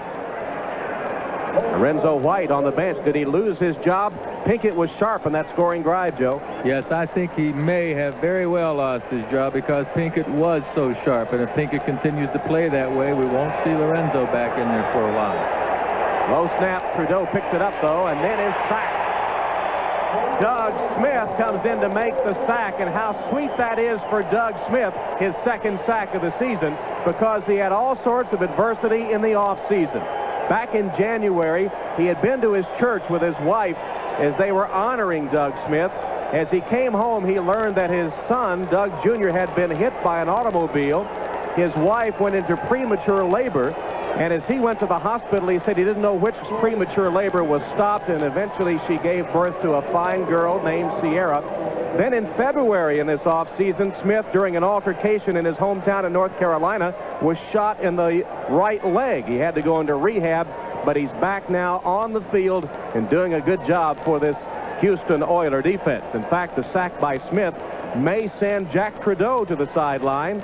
Trudeau a little shaken up and woozy as he walks to the sideline. And meanwhile, Jeff George has been unable to continue. Here's what put Trudeau out. Well, Doug Smith, they list him at 286 pounds. I think he's more than that, and the bulk of his weight comes down on Trudeau. I don't see exactly what happened to Trudeau or what he hurt, but he has definitely left the game, and we're going to see Mark Herman come in to take Trudeau's place, the 9-year veteran out of Purdue. Herman, who has been around the league, had a year with Denver, 2 years with the Colts, 3 years San Diego, 2 years with the Rams. Born in Indiana, of course, and Jack Trudeau is looking at his hand, or perhaps illustrating how it got hurt. So Mark Herman is the third Indianapolis quarterback today. Jeff George started, Jack Trudeau relieved, and now the Colts go to the bullpen again, this time to 9-year veteran Mark Herman. First pass is complete to Brooks, and there's a penalty flag down. Patrick Allen covering, and perhaps will be called for interference. Brooks made the catch anyway. Yeah, well, Mark Herman, he's in a pretty tough situation right here.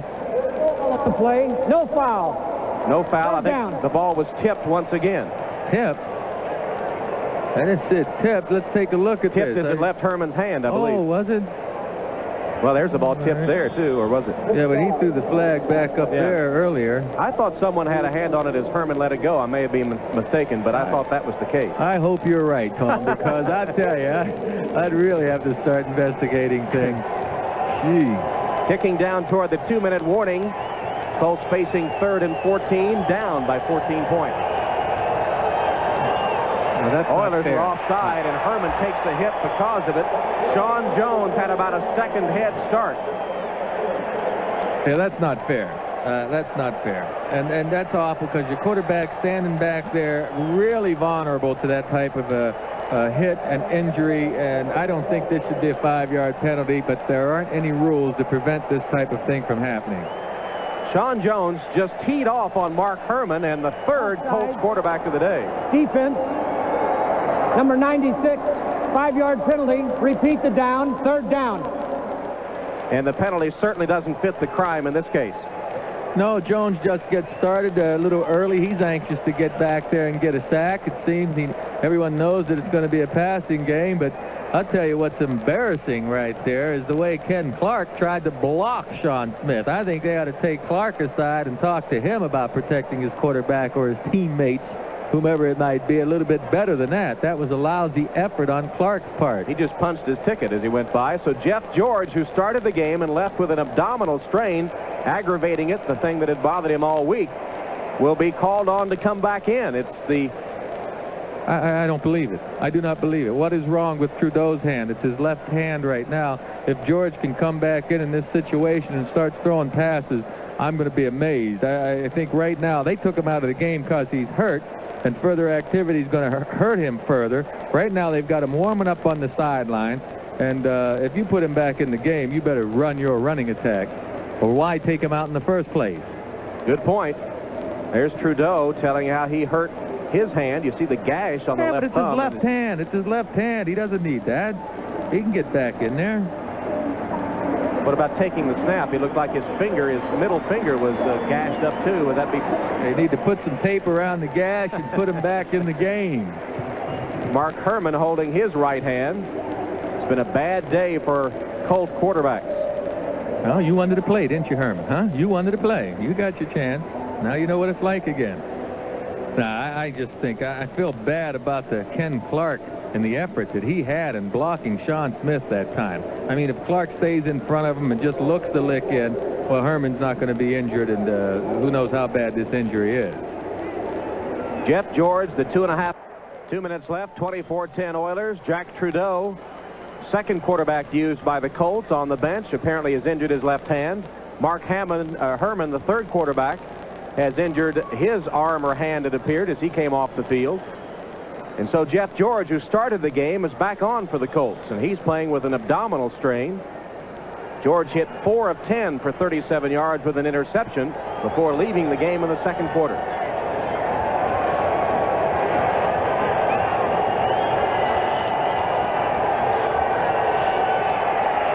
Pressure on George, steps up, and almost intercepted. Dishman had the ball and dropped it. The pass was intended for Jesse Hester. Hey, you got everything wrapped up in this number 11 right here, whom you've taken out of the game because of injury. Now you're putting him back in the game. He hasn't been warmed up. You're putting him back in the fourth quarter to try and save the team now. I think they've made a big mistake there, and they're darn lucky he didn't hurt himself even more.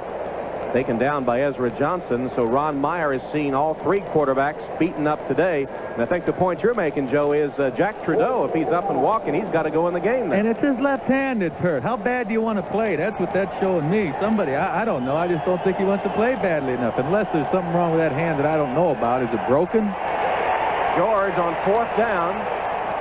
Throws it complete, but it'll be short of the first down as Hester grabbed it, then tried to run again. There's a penalty down. You know, he scrambled, perhaps enough for the first down.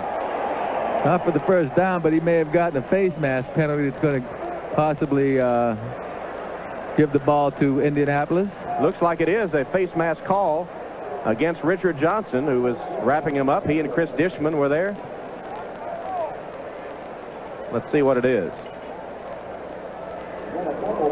I think the ball came loose, too, to complicate matters. This has been one of those games that takes a lot of sorting out.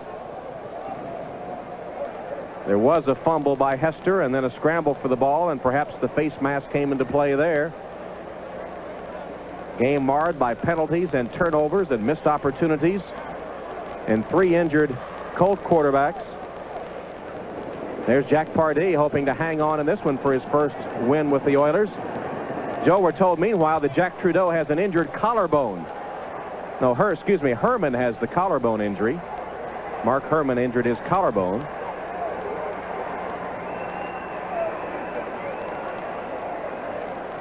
There's Herman.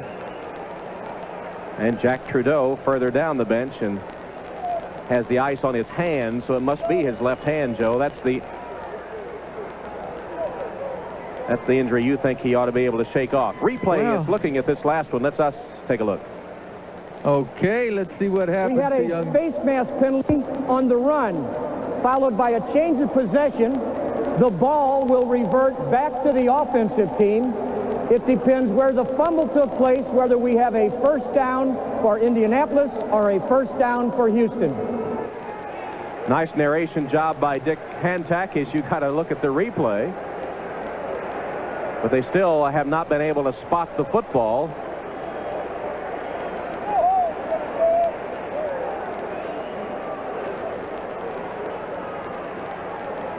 One more look.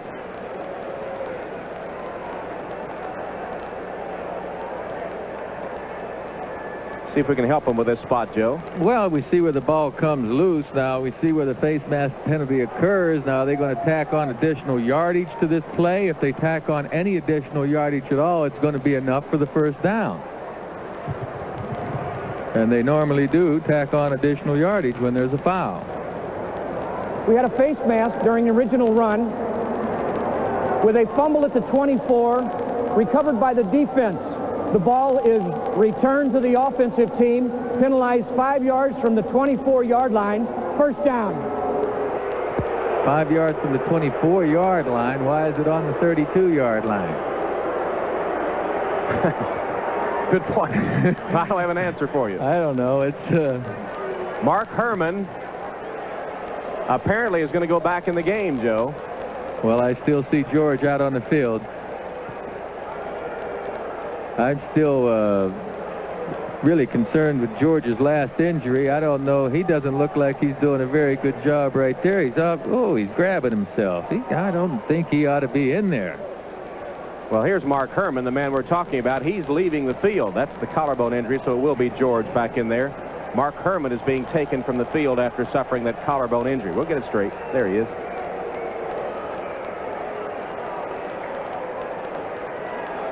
So it is Jeff George at the controls, injury or not. His team has a first down at their own 32-yard line. 1:42 seconds left, and the Oilers leading 24-10. Well, well, you know, this game's been fouled up from the start, hasn't it? You know, George is trying his best. Now, he can aggravate that injury. Maybe he won't aggravate it. If he won't aggravate it, why hasn't he been playing in the first place? He's out there throwing the football now. You're taking a chance on the rest of the season. Are you going to be able to get 14 points, 2 touchdowns now? I don't think so. You might have to go to the running game and take the defeat, which would be very difficult to swallow for the rest of your team. I mean, if George can't throw the ball, and obviously he's having trouble throwing the ball, you're just risking the rest of your season right there. We haven't still completed the spot of the football. Well, you know, from the 24 to the 32, we're talking 5. There are a lot of big numbers involved here, Tom. I think they got it back at the 29-yard line. Well, that's where they have it now, which makes Good. sense. But making sense has not been real important in this game. No, and you know, I wanted to know why we never did see the replay, or why the booth didn't look at those 2 fumbles that we had earlier. We never got a report on why they didn't look at that, and I think we're entitled to that. I think the folks at home are entitled to find out why weren't those plays reviewed. We haven't gotten an answer yet. A couple of controversial plays involving fumbles and bobbled footballs in the first half that were not reviewed by replay. 24-10 the count with 1:42 left. They do go to the running game without success, as Bentley is wrapped up by William Fuller. Indianapolis does, however, stop the clock with 1:38 left. Timeout Colts, who trail by 14.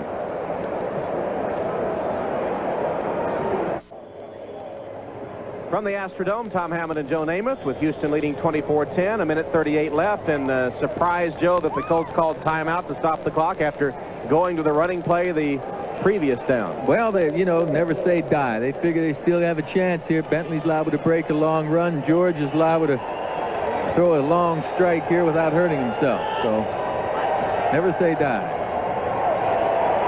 George chased, hit as he lets it go, well short of the intended receiver. And a flag down again as Rich Johnson's going to be penalized, and George is hurt. The Oilers have been teeing off on Colts quarterbacks, and that one's going to be an illegal hit. No, I think they're going to call grounding. Really? Yeah. Okay. Intentional grounding on the quarterback. Loss of down. George came in to argue with Dick Hantak's mic still on. Well, I don't blame them. I think they're really extending themselves in this intentional grounding rule. Quarterbacks should have the right to be able to throw that thing toward a receiver. Who's to say he's not trying to complete it as long as there's a receiver in the area? Who's to say these great athletes can't make an adjustment, come back and catch a pass?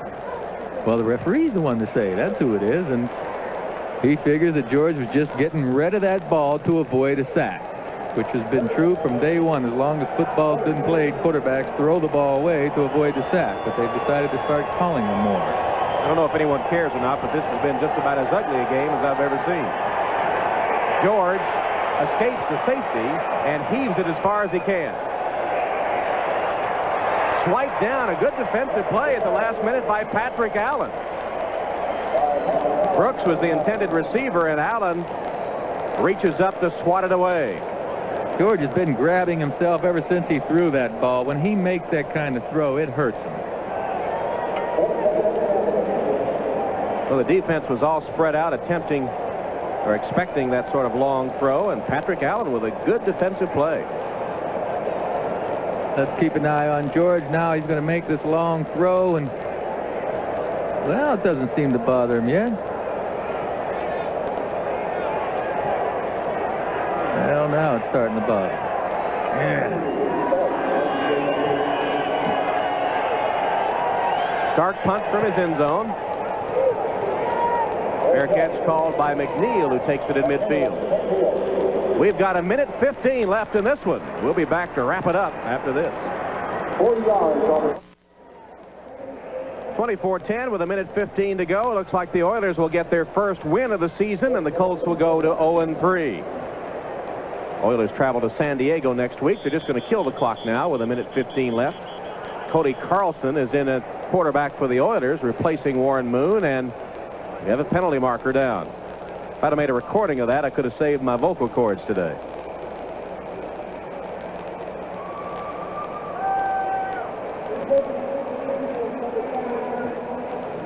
Prior to the snap, 5-yard penalty, still first down. Encroachment by Harvey Armstrong.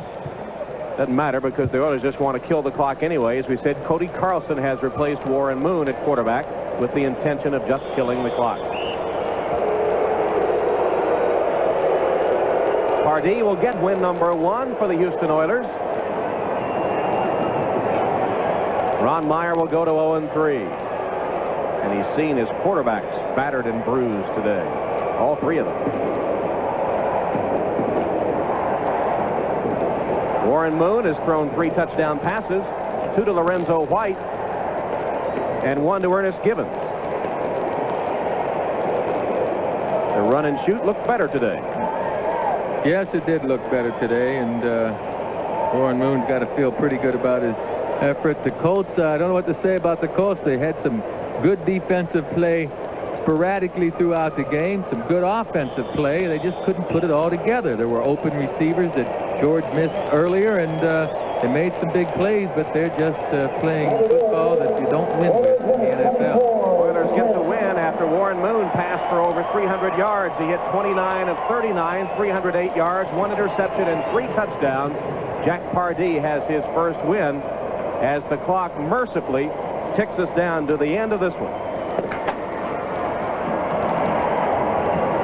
Houston Oilers in their home opener get in the win column for the first time in the 1990 season as the final score sees Houston defeating Indianapolis 24-10. A game marred by penalties and turnovers, but Warren Moon with 3 touchdown passes. We'll be right back.